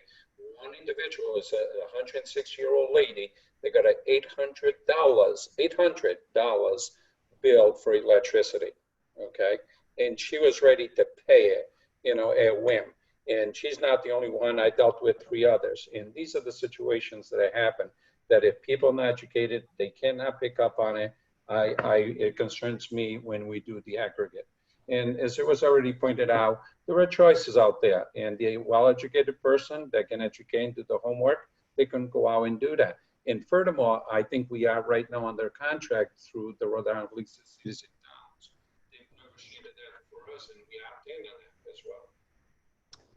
So I agreed, Tony, and I think we're all on the same page that obviously we don't want to take a bad step here. And if there isn't enough information, if we're not confident enough, I don't think anybody would want to take the next step. So I've heard some great dialogue again from all tonight. Thank you. And thank you, Jamie, for presenting on all of this. So we had a motion to continue this to September 30th, and it was seconded. Is there any other discussion? Tim, Aye. Mary, Aye. Tony, Aaron. Aye. I also vote aye. Motion carries. Thank you all again. The next item, Mr. Chairman and members of the Town Council, is from the Director of Community Development regarding update to the council on the design plan for the proposed East Bay Bicycle Path extension. I didn't know we had air traffic controlled. Good to see you, Arnold. I'm hoping we're going to have a smooth flight from here. Well, you sound great, so good for you. So Diane, how are you? Hi, very well, thank you. Thank you. So the floor is yours. Okay, thank you. I'm Diane Williamson, the Director of Community Development. Thank you for the opportunity to provide this information to the council tonight. Chris, if you could let Arnold be a presenter. We have a brief presentation that I will start with, and then Arnold will jump in. So I guess I can start before the slides. Oh, there we go. Too late. So, I have asked this on your agenda with the title that you were familiar with, the proposed bicycle path connector East Bay Bike Path to Roger Williams University. But the first thing I'd like to say is that we are looking to rebrand this. We are calling this the Bicycle Connector Project. This is hopefully going to benefit the entire southern area of Bristol, which right now is not connected to the terminus of the East Bay Bike Path at Independence Park. So we're looking at this as a whole neighborhood connection, not just the university, which is a stop along the way, but not necessarily the definitive connector there to the bike path. So just to give you a little bit of the project background, you will recall we did a prior study that was commissioned through, at the time, Walter Burke and the Roger Williams Community Partnership Center. Walter handed it over to me, and we worked with some students in the engineering program and construction management program to do a proposed connector, which was somewhat academic, but it did start the conversation, and it did sort of prompt us to reach out to try to get some funding to do a study of a design, take it a little bit further from just the concept. So we did partner, the DEM is giving us a grant through the Green Economy Bond, and they've been a partner with us on the steering committee. We've hired the consultant team of Fuss & O'Neill, who is represented tonight by Arnold Robinson, Kevin Johnson, and then Tool Design is the consultant partner with Fuss & O'Neill, who are they're the real bicycle experts, and they bring a lot of knowledge in terms of best practices, and they're helping us with our design plan. We have commissioned them to do phase 1 only at this point, which is looking at the feasibility, taking into consideration the constraints that we've got, environmental with regard to permitting, financial, and including with the financial, not only the costs, but the management and the maintenance of the bike path, the physical, obviously looking at the conditions. We've got off-road, on-road, and some shared opportunities for sharing the road, identifying again opportunities and constraints, and then most importantly, we want to begin engaging the stakeholders and the public to build consensus for a route. As you know, we have no preferred route. We are looking at alternatives, and we've asked the consultant to look at 4 different alternatives, and we're going to begin the public workshop next week, and we'll have a project website, and we'll be able to really hopefully get a lot of public input as we move forward with the phase 1 design plan. So I think those end my slides, and now I'd like to turn it over to Arnold Robinson, who will be going forward with the presentation. Great, thanks, Diane. I just want to double check, since Zoom gives me a limited view. Are you seeing a full screen version of my slide? Yes. Yeah? Yes. Yes. Great, thanks. So my job in approximately 10 minutes is to represent the work of 11 professionals from F&O and Tool, an 8-person steering committee, and 6 weeks of work that have gotten us to this point. And I think the most important preface for this is that We're at the beginning of the public engagement process. Our goal tonight is to give you a flavor for the work done to date, looking at the route alternatives that have been developed so far, knowing that we're at the starting point of this process, not a point where we're asking the council for decisions. There'll be several opportunities where we will be in public workshops and back at the council. So to date, we've worked closely with Diane and her staff. We've had 4 meetings of the project steering committee. We've evolved our design program and standards. We've done very thorough existing conditions work to assess what's out there for possible routing. We've formulated 4 route alternatives that will be the basis for the engagement. We've done some preliminary cost estimating of those alternatives, and we've built our public engagement platforms. And so I want to walk you through those things, give you a sense of the project. You do not have to feverishly take notes. All of this information is available on the project website, which will launch tomorrow, and we'll also make copies of this presentation available to the council. It's kind of boring to start with, but I think it's important to begin with that any changes to transportation infrastructure and impact to communities, you start by coming up with what's your design program and what are your standards you have to abide by. You don't just start with what's the route going to be. That's the fun part, but we have to start with some basis. I'm not going to walk you through all this. This is available on the website in its entirety, but what's most important, the steering committee had a lot of discussion about objectives and prioritized objectives. And the most important thing is there are really 4 buckets of objectives. Safety and experience are at the top. That is our top priority. Neighborhood impact being positive is the second priority. Feasibility of implementation is third. And fostering economic growth, which was another goal, is our 4th objective. When you apply, how do you get to those objectives? There have to be criteria that you use to say, okay, well, how are we going to do that? One of the key things is that good bicycle and pedestrian facilities are designed for the most vulnerable. They are not meant for the sort of daredevils like me who like to go out and ride a lot of miles and don't mind riding with cars. You have to be thinking about all your user groups and making it work for a very broad audience. It's got to be high comfort. It's got to be clear, and you can find your way easily and not get lost on it. Low maintenance, which means low cost, is really critical. Not having negative environmental impact, having amenities and placemaking where feasible, where you have a positive impact to the community livability, and that you're connecting to neighborhoods and existing paths to drive feeder traffic. It's not a freestanding facility. It really integrates a community. We've all seen examples of different ways this is done in different locations, and no one street or no one routing has any one solution.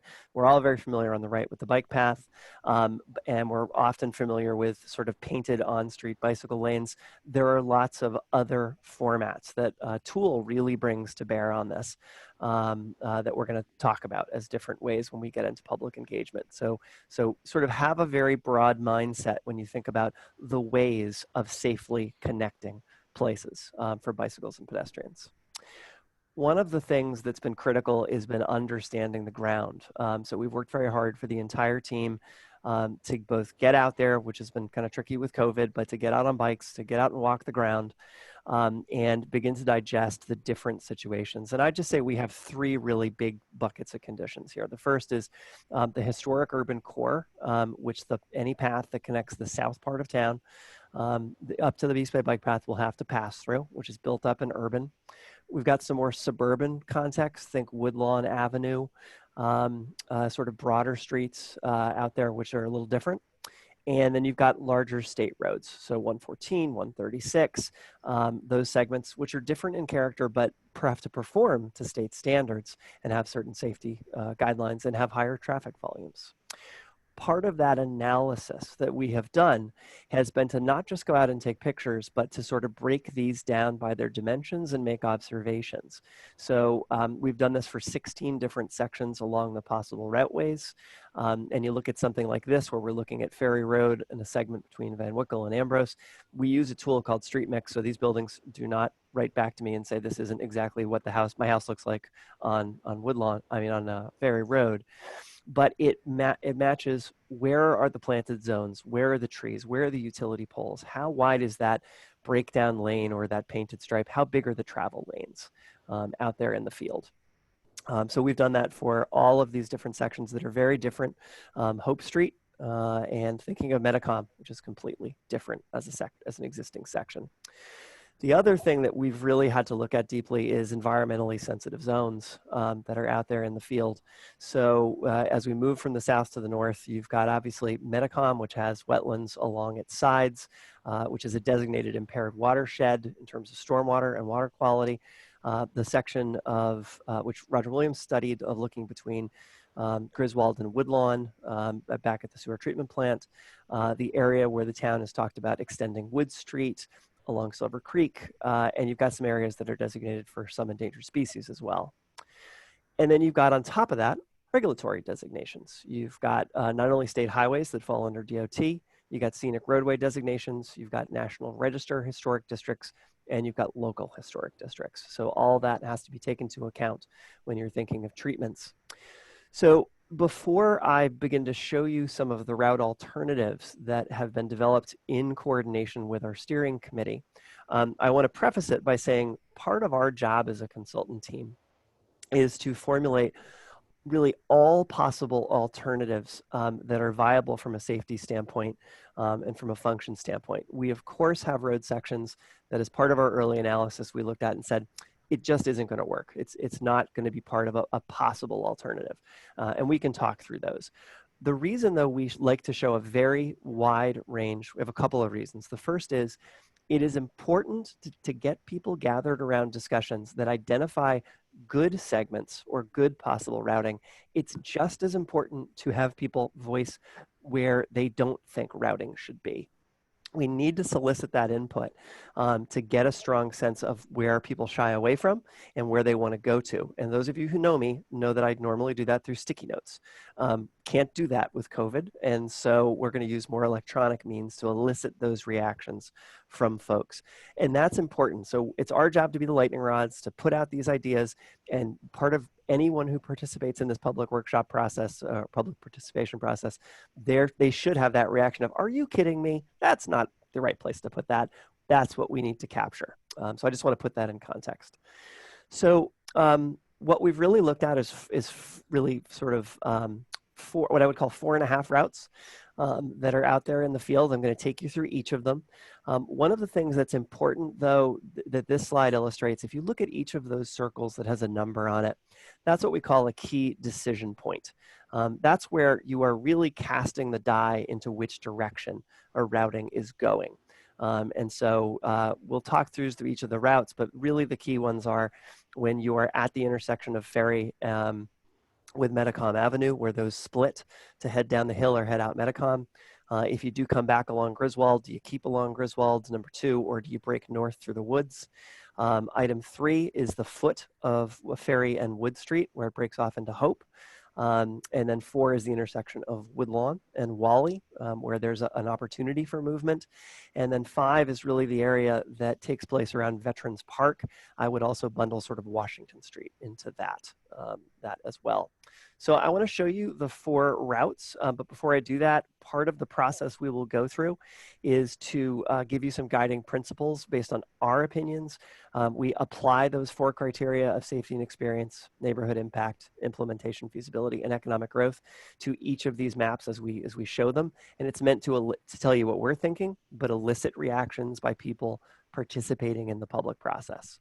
So the first route is the east route, and that's a route that is basically heads as easterly as possible, breaks out along Metacom Avenue in a separated path, cuts back at a crossing point to Griswold, heads on its way north up to Woodlawn, stays east on Fox Hill, that sort of neighborhood, proceeds out by the old reservoir, continues north. I apologize, there's actually there's a movement on State, which is a possibility, and then follows Wood Street to what we call the Wood Street extension, which the town has studied extensively, and then meets Chestnut, and then goes to Chestnut, and then goes out into Colt State Park and meets the the path at a very easterly and northerly sort of way. So that's the red or the east route.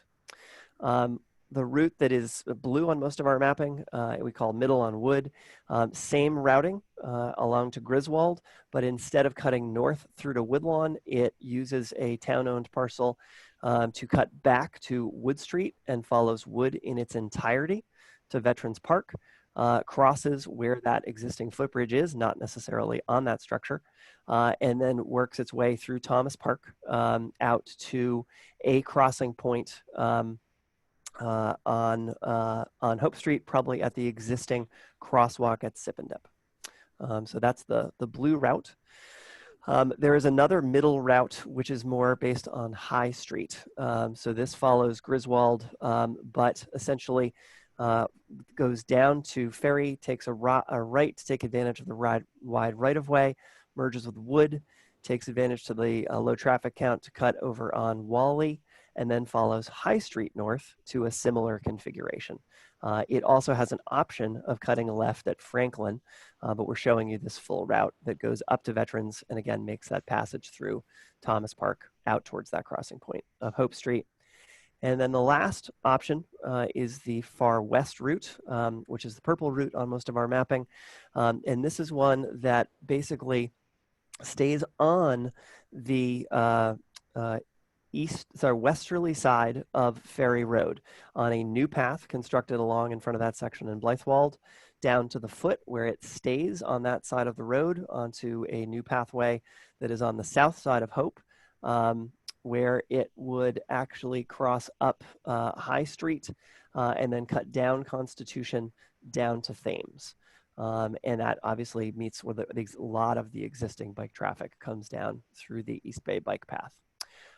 We've aggregated this mapping for the website, and this all exists on one very large format mapping tool that folks can look at in detail, zoom into, and use as the basis for comments as they look at the mapping for those 4 options that are up for discussion as part of this. Part of our piece here is early on is to do what we call order of magnitude cost estimating. And I want to stress the word magnitude. We're working at a plus or minus 30%. This is based on our knowledge of per linear foot costs for the different types of bike paths that are proposed along these routings. And one thing that's interesting about this, I know council members, your eyes will always be drawn to the dollar amount, but length plays a key factor in this. So the red route is 4.2 miles, the blue 3.3, that Franklin option with the green is 2.7. And then if you go all the way out Washington and then cut over through Thomas Park, 3.2. And then the shortest route, which obviously hews to the coast, is 2.4 miles. Cost is not purely a function of distance. It's also what type of pathway is being constructed. If we think about that connection that would be made by going from Griswold up to where the sewer plant is, that is a new constructed, probably boardwalk type construction because of soils issues and wetland issues. So that's a much more costly thing. So this is to give us a relative sense of a range of costs for these different options.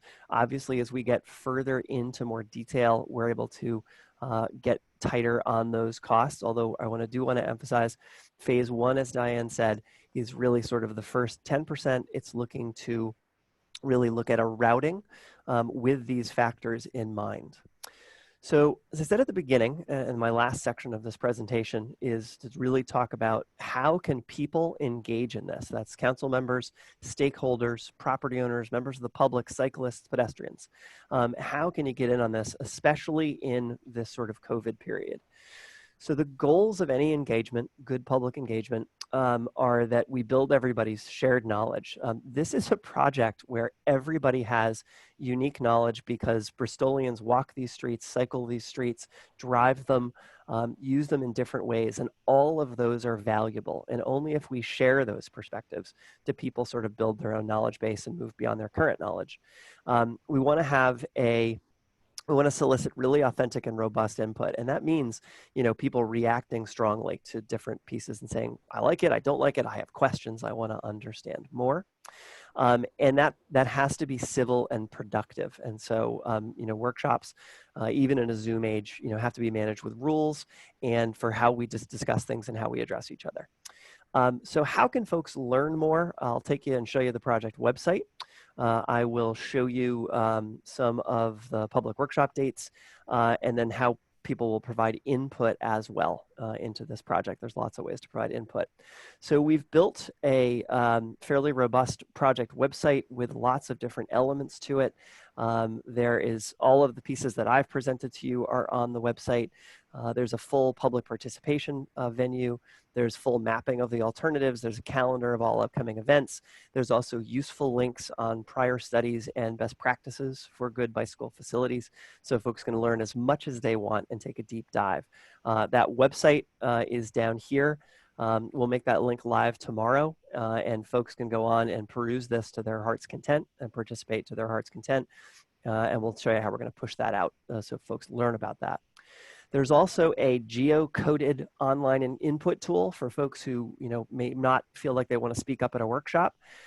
You can go onto this GIS-based mapping, essentially drop a flag with a comment and categorize it as a concern, a question, an observation, and it will be geocoded, and we will aggregate all of that and be able to share that with both the steering committee and the public workshops.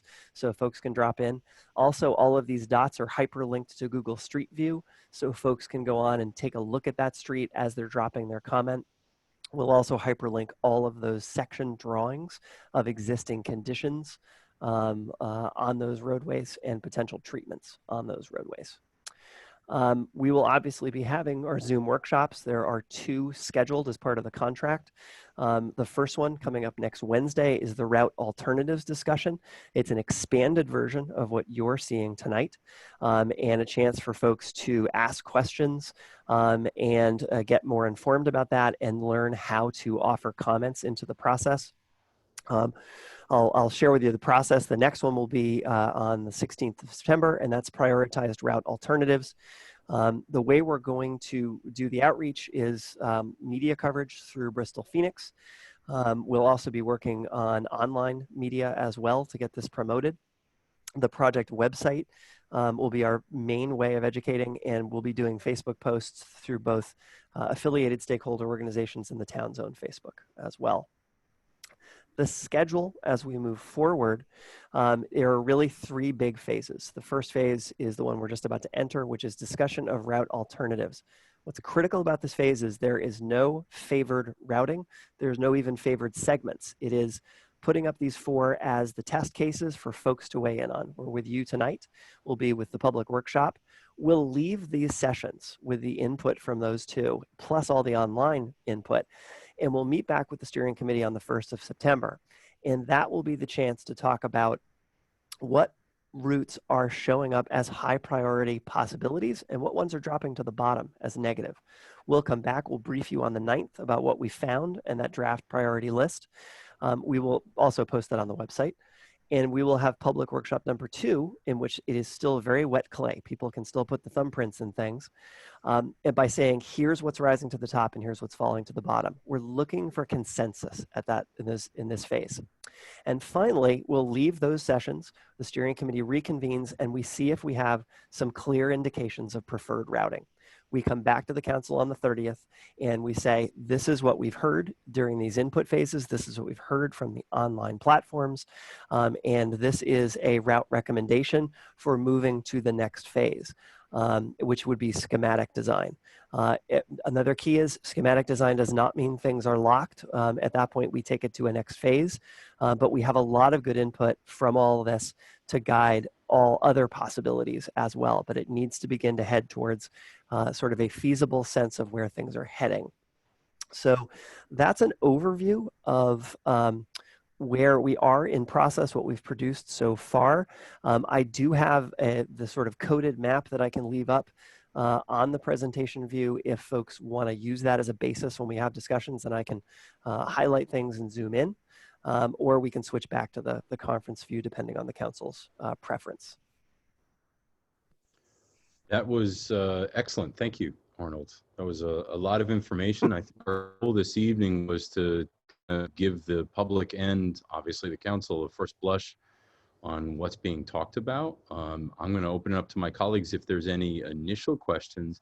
If not, it would seem like, and again, I'll open it up in just a moment, that this council would be very interested to hear what happens after the workshops and the feedback, and to get more of a kind of a clearer idea of what was kind of coalesced from it. But colleagues? Mr. Chairman, Tony? Tony. Yes, I mean, I know this has been on the sketchboard, or on the drawing board, I should say, for quite a while. And I'm so thrilled to see that, you know, this may come to fruition sooner than later. But it's interesting, the process, and to see the possibility of routes that we may have. So I can't wait to see, you know, how this narrows down. So thank you, Arnold, you know, for the great presentation, and Diane as well, and everyone else who has played a role thus far. Anyone else? Me, I do. Me. Mary. This is Mary. I just had a couple of quick questions. So Arnold, who's on the steering committee for this? Is this a project of the university? I mean, I know it's been talked about in a lot of different formats over the years. Diane, would you like me to answer that? Yeah, no, I just unmuted and then muted again. So yes, I can answer that, Mary. This is a town steering committee, but it does include representatives from the university. We've got myself, Ed Tanner, Chris Vitale, John King, and Bill Seymour from the university, and the rec department, Sarah and Tim. And Steve has joined the meetings too, so he can continue to be informed about where we are with the project. So it is a town-sponsored project, though, or I guess through the DEM grant, DEM in town. So Diane, that's an important point. I'm sorry, I didn't hear what you said. No, it was just an important point to say that all of the funds for the process thus far, and as it continues through it, or at least some of it, was directly from the DEM grant. And solely yes, from the thank you. And I forgot to mention Megan DePreet, who's with the DEM. She is on the steering committee as well. So as a follow-up to that, Diana, it's two. What about any local residents? I mean, you're going through certain neighborhoods through all of those, and then other neighborhoods, and also all those, you know, the biking advocates, and you know, as it relates to the TAC committee, or the, you know, the various groups that are out there that are promoting the bicycle and the safe streets, etc. I'm just wondering, but I'm mostly concerned about the residents, and it may be too early to have that, but I think it is going to be important. And then my next question after that is, I know, you know, the student projects can be a little, like, you know, what is your best solution? And one of the things that I remember seeing when I went to that, you know, day, you know, kind of some interesting ways to cross over in Metacom. And now some of them I think would be prohibitively expensive, like building a tunnel. However, have you thought about that part of it? Because that seems to be like pretty dangerous no matter how you would go about doing that, unless it really just is at a light. Right, so that's the job for the consultants. Tool design that's their specialty. And that's why we were so excited that they partnered with Fuss & O'Neill. There are different techniques that we can use. There's one, what we've kind of talked about is similar to the one down here at the University of Rhode Island. They've got a big, like a big stage with lights, and I think it's called a hawk or something to that, where it's got the lights and the flashing lights and all. So that would have to be obviously designed and permitted with the state. And that's kind of where we're relying on Tool to give us guidance about the best places to cross. And then obviously if we can decide on the best places to cross, how we need to sign those or put up lights or otherwise, you know, inform people that there's a bike path crossing. So that's part of what the consultants are looking at for us on this project. And then in terms of your first question, we have reached out to some folks, bicycle group representatives and some public folks but we really wanted to bring this to the public in a workshop and have everybody's voice kind of heard. I didn't want to kind of cherry pick people and not include people who maybe thought they should have been included. So we're going to reach out to folks more broadly to bring them to the workshop and invite them to the website and make sure that they are aware of all the different ways that they can leave comments and give input. So that's what we're doing with that. Thanks. And Mary, I'd add that one of the obviously tonight's an abbreviated presentation. The presentation we use next week is much longer. And one of the things we have in that is our precedent examples that show how crossings have been achieved safely on similar volume roads, how bicycle paths have been installed in similar communities to Bristol, because that's one of our jobs, is to sort of say, you know, this isn't theoretical. Here's where this has been done elsewhere and done safely, so folks can envision it. Thank you. Arnold, would you, or Diane, would you be sending links to all of us in case we're able to join that meeting on next week? Absolutely, we will do that. And I really welcome you to join and be, hear what people have said. I'm really excited to be getting this out to the public. And I think the other thing I want to mention, and Arnold and I mean, these are the 4 routes, as Arnold said, that we're putting out there, but I think we're open to see what other people think about other potential ways to go, and we'll consider those as well. I would also add for members of the public listening that the website, which there will be a link to on the town website, we will have a dynamic link, and it will also be on the Facebook page, but there is a already embedded link to the workshop on the public participation page. So folks can go there now and click on that or download that web link and have it ready for next Wednesday. And that will be a virtual workshop, and we've got the Zoom protocol in the ad for the workshop, and that will also be available for people to join via teleconference. It will not be in person. Anyone else? Mr. Chairman, I just wanted to say, Diane and Arnold, I'm very excited for this project. Honestly, I see a lot of tourism benefits. I see health benefits. I see engaging Roger Williams. I was just writing down green benefits, the economy, ferry bikers. So I'm looking forward to the workshops. I don't know if I'll be able to attend all of them, but I'm looking forward to hearing more. But I think this is just a great way to engage a lot of different types of people. So I think it's a good project. Looking forward to hearing more. Thank you. Thank you. Thank you. Quick question, and that is, so I mean, in theory, you'll have a bike path all the way from Providence to the Mount Hope Bridge. Has there been discussions, or will there be discussions with the Bridge and Turnpike Authority about, the access over the bridge? That's a great question. There have been some prior studies that have looked at expanding and making safer bicycle connections, because obviously that's a very tricky crossing right now for cyclists.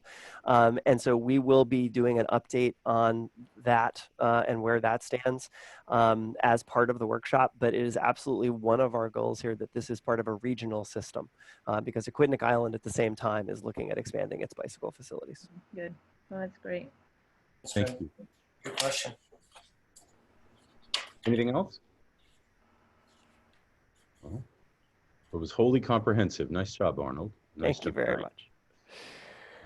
What do you Thank need you. for motion at this point, Diane? Just to receive and file at this point, or is there some action that you need at this? No, there's no action tonight. This is just to inform you and invite you to the workshop, and we will be back, I guess, next month with some more to report.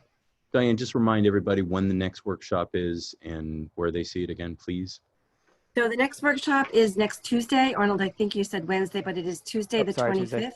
Yeah, it's Tuesday the 25th. It is via teleconference or Zoom. And so there is a link that I will make available to the council. We will post that on the Secretary of State's website. We have an ad that's going in the paper tomorrow with the Zoom link. We'll do all the social media. I'll work with Chris on pushing that out through our town Facebook page. In any other way that we can get it out, we will do it. So that's the next meeting to look for, is next So it's Tuesday. Tuesday the 25th at what time? 7 o'clock, 7 p.m. 7 p.m. Excellent. Yeah, Okay. 7 p.m. Okay. So just need a motion from the council to receive and file, and we look forward to hearing the next steps. Mr. Chairman, I make a motion to receive and file. Thank you both. Great presentation. Thanks very much. Thank you. Second. Thank you, Arnold. Have a good night.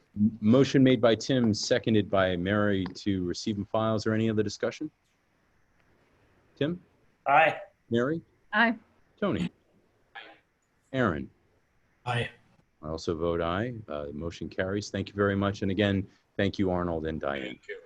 Thank you all. Thank you. The next item, Mr. Chairman, members of the Town Council, is bid number 940. This is for the Hope Street Sidewalk Repair Project. There are 6 proposals submitted. The first is from Hartford Paving Corporation of Johnston, Rhode Island, in the amount of $222,360.87.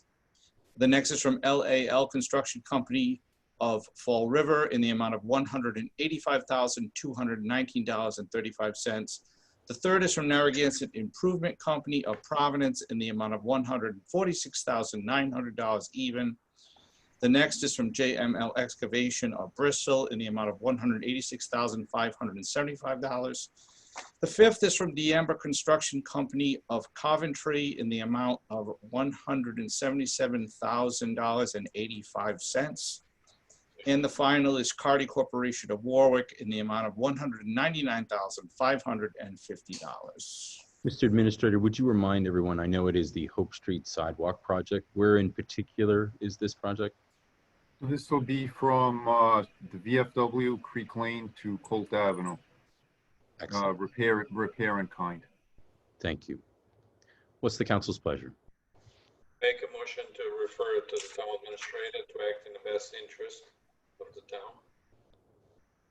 Tim, second. Tony made the motion to refer to the administrator, seconded by Tim. Is there any discussion? Tim? Aye. Mary? Aye. Tony? Aye. Aaron? Aye. I also vote aye. Motion carries. Thank you. Next item, Mr. Chairman and members of the Town Council, is bid number 941, and this was for staging for repairs to Reynolds School, and we received no bids. So, Mr. Clerk, just remind us that at this point we have the opportunity to go back out to bid if we so choose, or if we don't go out to bid, can we solicit offers at this point in time? What do we do at this point? I know when there's no bids in the past, the council has chosen to allow the administrator to go to the open market. That sounds like a great opportunity. What's this council's pleasure?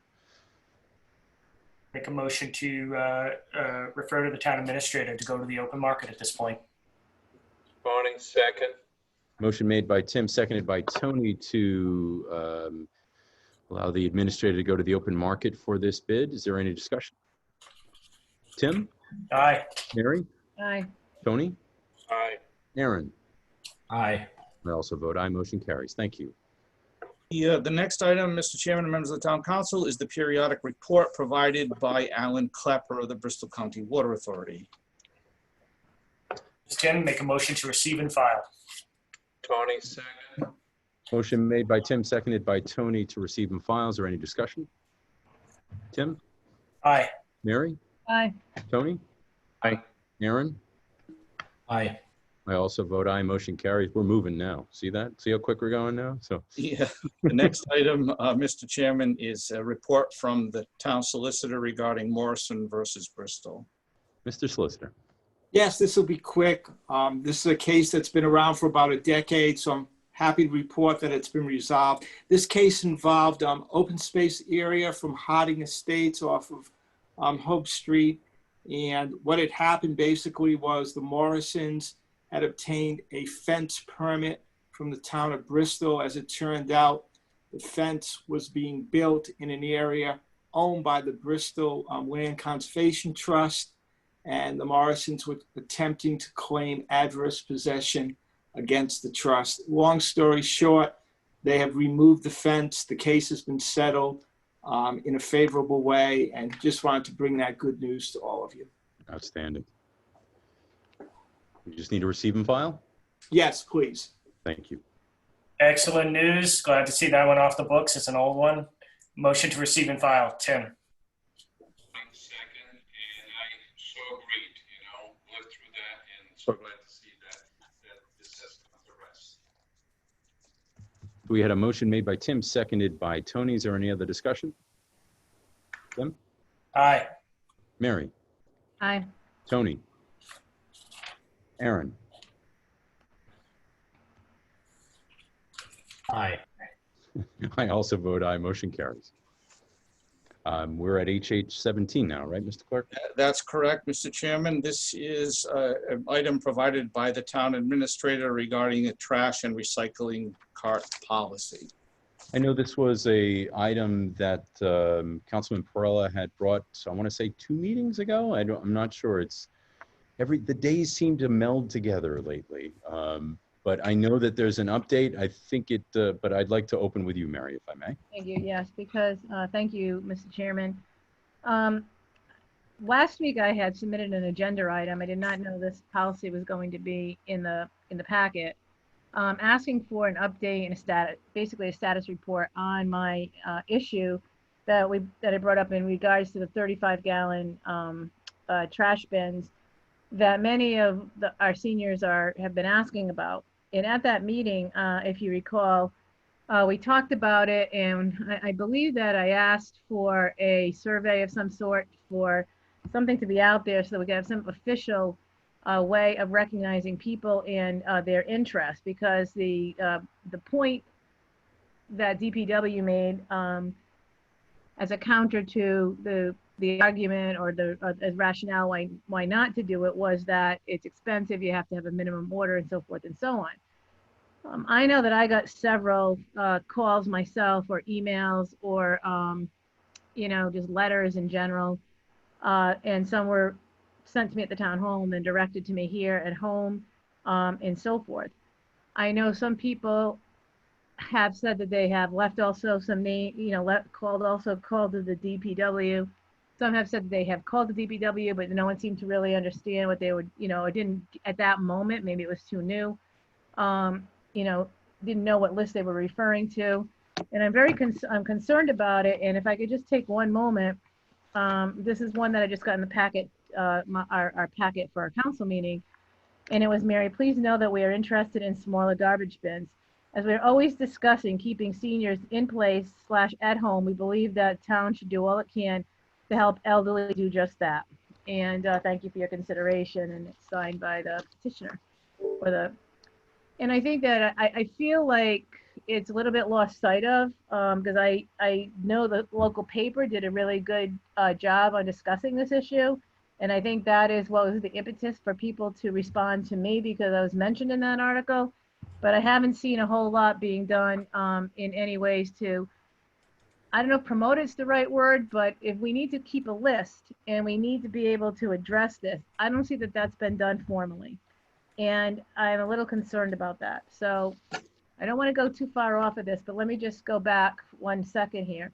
That was my main agenda item that I asked. That's the issue that I asked to be put on the agenda. Lou was away, I believe, and I did not also copy it to the deputy clerk. I didn't realize that he was away. So I think it inadvertently, when he did get back, got left off of the as an agenda item. So there was some discussion earlier in the, in like late last week and over the weekend, is to under our, can I bring this up and just put it on the agenda? And then turns out that HH 17 was in as a consent agenda. And that would suffice this topic would be now officially brought up in the meeting, so we didn't have to have a vote on my bringing that issue up. So I don't want to confuse the two things, because I'm very serious about the 35-gallon bins and having some sort of official list, and maybe giving people a deadline by which to get onto that official list with an official, actual number. Here's who you're going to call, and here's what you're going to say.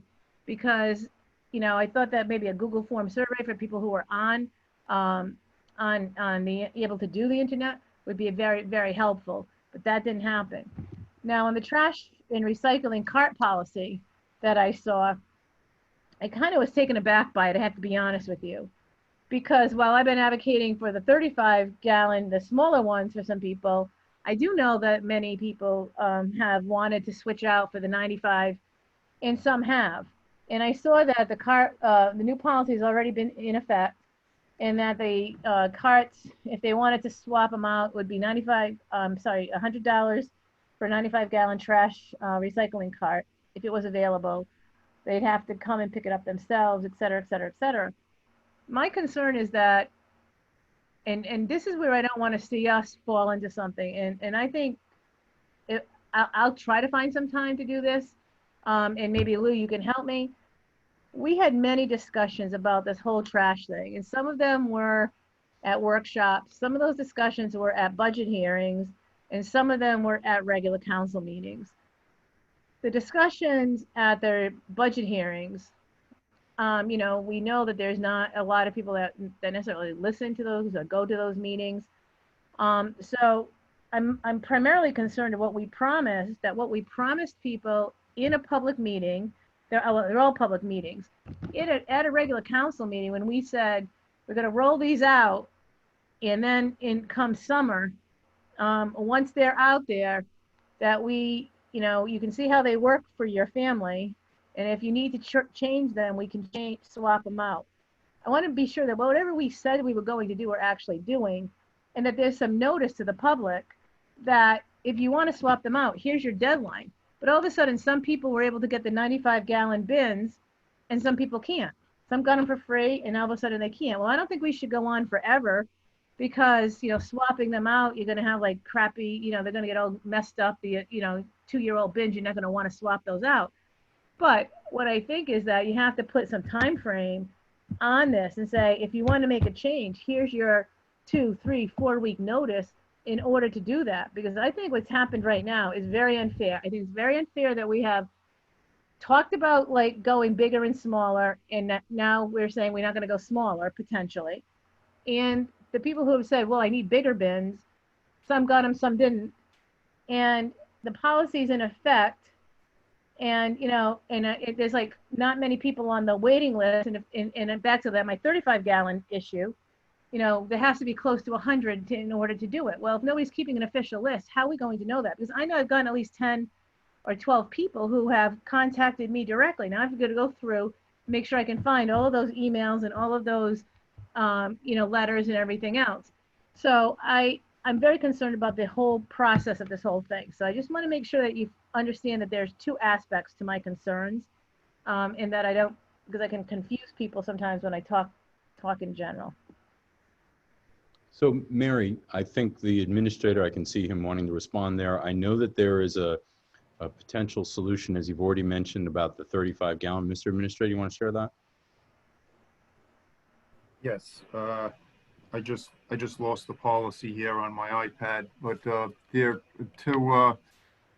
I'm pleased to say that there is a running list. The DPW has been maintaining a list for the 35-gallon carts, and that's the reason why the survey wasn't done. In essence, the list is a survey. We're going to determine how many people need the carts, and when we have the minimum number required for an order, we're going to put the order in. That is in the policy, which was posted on the DPW's website. So that was in the works since the last council meeting. I met with our DPW director. He researched what it would cost, and just so you know, they're not cheap. The minimum order to make up the carts is about $10,000. That's for approximately 100 barrels. So there's a running list. I'm not exactly sure how many are on the list. During the first few days, I think we had 6 people on it. We will put a public notice in the local newspaper. We'll promote it again on the website. But that, in essence, Mary, is a survey, and they will be available for any resident of the town at no cost. As far as the option to go up to the 95s, we're out of 95s. So we're going to have to come up with $10,000 or $20,000 for a minimum, another order. Do we want to do that, or do we want to use the barrels that are on hand, which are the 65s that we have extras of? That was months ago when we rolled this out. So no, there was not a deadline. It was first come, first serve. We're out of them. Should we invest taxpayers' money at this point into putting another minimum order in? I don't know if that's a good idea. The director advised against it. So I'm very proud that we're able to get this automation launched after over 10 years of discussion. So, and I'm very proud to say that we are offering 35 gallons, and we will do a better job promoting that in our local newspaper. If anyone needs one, please once we get 100 people, we're going to put the order in, and we'll be happy to get those out. I hope that answered your question. There is a running list. It's been being maintained at DPW, and everyone that they're aware of, that I know of, is on the list. So if anyone wants to... I'm gonna make sure the people that have contacted me are also contacted on that list. And I know early on some people were telling me that they weren't able to, no one was keeping that list there. I'm just conveying to you what people have told me. I just like to repeat the number. It's 253-4100 extension 4 to make sure that they have your name and address to go on that list. And I would appreciate that going out again. As far as the 95, that's my biggest concern. And as you probably heard, Steve, many people who have conveyed sentiments to me are very concerned about getting this in time for the winter. And I don't know how long it's going to take to do that. So, you know, we have to get close. I see the number being close, and maybe there'll be have to be a small fee, but I do think that we need to like do something because some people really can't handle these. As far as the larger bins, I know that in some cases you were giving out an extra 65 gallon instead of a 95. I just want to make sure that, you know, if the deadline is 2 weeks from today and we say, okay, if anybody wants to make that swap, and once you make that swap, you can't go back unless you pay full price, whatever, that people are on notice and they know when that is, rather than all of a sudden my neighbor got one 3 days ago, but now I can't get one. And that's my concern about that. I think it's also a fair point to say that in regards to the 35 or any size container, is that once you commit to a size, then in the responsibility to swap it out and the cost involved in that would be borne by the resident after that. So an example is that if someone opts to go to a 35 and then 2 weeks goes by and say they don't like it, DPW would certainly not be bringing a different container back to that resident. It would be the resident's responsibility. And I think this is kind of one of the challenges there, is that obviously we need a container that's clean back, because whoever wants to get that container doesn't want something obviously dirty or smelling funny and all that. So you get into these challenges with it. I would say, I think the administrator was clear saying that the 35s, anybody that's opting to get one, there won't be an additional fee to do that. I do agree that your point in regards to, we did say that you could swap out, and there was a lot of people that did swap out, a lot of people that took an additional container. But it would seem like once you make that commitment, there can't be the back and forth, because there's obviously a lot of costs involved in that. So, Mr. Chairman, may I just say that when we talked about this, in no time in my mind did I ever think this was going to be an ongoing process, like you can swap back and forth.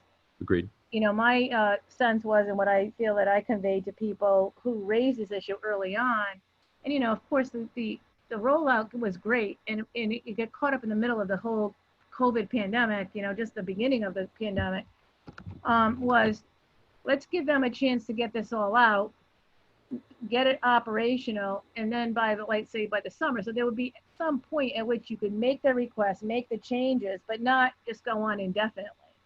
I don't think anybody would expect that. I just think that the policy just sort of, at least took me by surprise, in the sense of, at least in the bigger bins, of who was getting them, who wasn't, and all of a sudden they're not able to.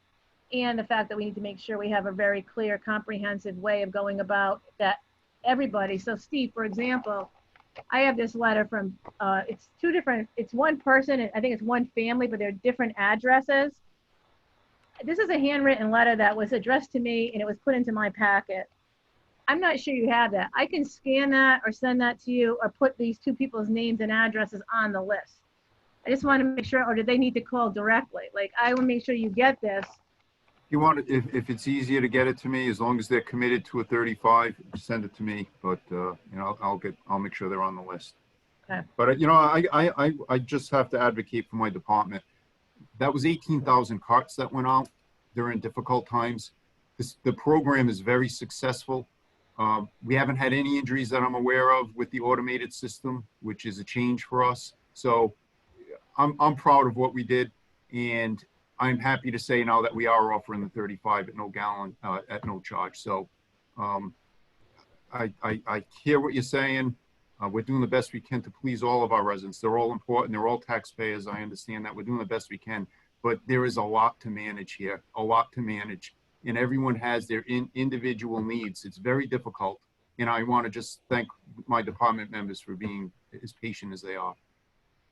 And it's also fair to say that we had a lot of public dialogue, and what we opted to go with the 65. We had all initially said 95.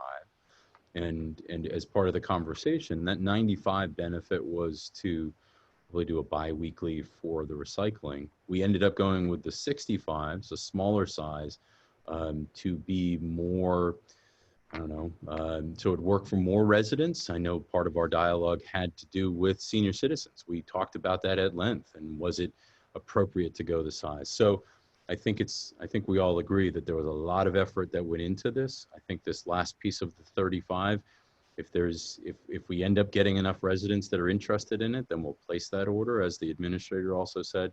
And the last part, I'll say it again, which is this has worked out in a pandemic with the amount of residents, with all the things that could go wrong, but didn't.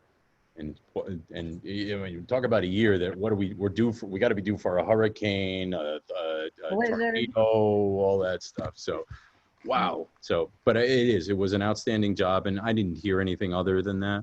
I don't disagree with that. I think everybody's done a great job on it. It's just that I want to make sure that, you know, whatever we have publicly talked about and people are expecting, that we do, and it may take time. That's all I'm just making that point, and making sure that we can address, as you said, thank you for that, for the 35. So we'll make sure everyone is on that list, and I will go through my stuff and find the people that have addressed stuff to me.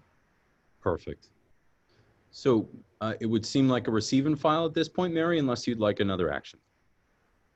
Well, maybe like we could, I don't know how long these, Steve, do you know how long these take to get once you reach that number? My last conversation, if I may, with the Director McBride was, I think it was 90 to 180 days of, because they have to, the insignia of the town needs to be, it's part of the mold. It's not added afterwards. It's actually part of when they mold it. So what I will do is, as long as the budget, the funds should be available within his department, I will look at the list. If the list is certainly grown, and I'm sure it is, we'll put the order in early. We won't wait for the 100. But if it looks like we're going to reach that 100, we'll put the order in. So if it's trending up to 100, we'll do it in advance, kind of thing. Yeah. Just because of the winter time, and especially in the downtown. That's a very good point, valid point. We'll do our best to get them as soon as possible. Okay. Thank you. So I ask again, you want to receive and file this, Mary, or was there some... I think I would like to just hear a status of it, maybe in like late September. So our September 30th meeting, we had another agenda item added to that, or continued. How about if we continue it to our September 30th? Fine, just to get an update as to where we are. Perfect. I heard that as a motion. Is there a second? Second. Seconded by Tim. Is there any discussion? Just very briefly, Mr. Chairman, I know, Mary brought up the concerns there, but I think we also have to keep in mind the neighborly, folks need to step up a little bit sometimes and help out. I know we had a situation here in the neighborhood. One resident could not get out of the house. And I just simply said, put your bags outside the door, and I dumped them into my own trash barrel because I only have 2 people here. So folks can help out with situations like that where they're going to have some difficulty during the inclement weather. So it's a matter of folks stepping up. There's ample space in those barrels, so I would just ask, for some assistance, and let's be neighborly. Excellent. Okay. Thank you. Any other discussion? Okay, so we had a motion and a second to continue to September 30th. Tim? Aye. Mary? Aye. Tony? Aye. Aaron? Aye. I also vote aye. Motion carries. Thank you all. And seeing no other items, typically we're so used to having the prerogative items at the end, and we'll continue to talk with the solicitor on that to make sure that we're compliant, but yet there's got to be a way for us to get someplace here. So, but besides that, Mr. Chairman, I know I heard about all of that, but I have to say a thank you to the administrator for raising the canopy around town and various. You're not muted. You just sound really far away. Okay, can you hear me now? Just a little bit, yes. A little bit better? Yes. I'd just like to thank you, the town administrator, for raising the canopy around town to make it easier for all our for the walkers and not getting hit with the branches, and but I certainly is very appreciated. Not just me, but a few other people have commented on that. So thank you for addressing that. It certainly has made things a lot easier for everybody walking around. Mike, And then they're exercising. Are we okay, Mike, on that? Yeah, good with that. Okay. Thank you is always good. Everybody. I won't respond. There you go. Motion to adjourn, someone? Motion to adjourn, Tim? Tony, second. All in favor? Aye. Any opposed? Okay. Everyone have a great evening. Thank you. You too. Thank you. Have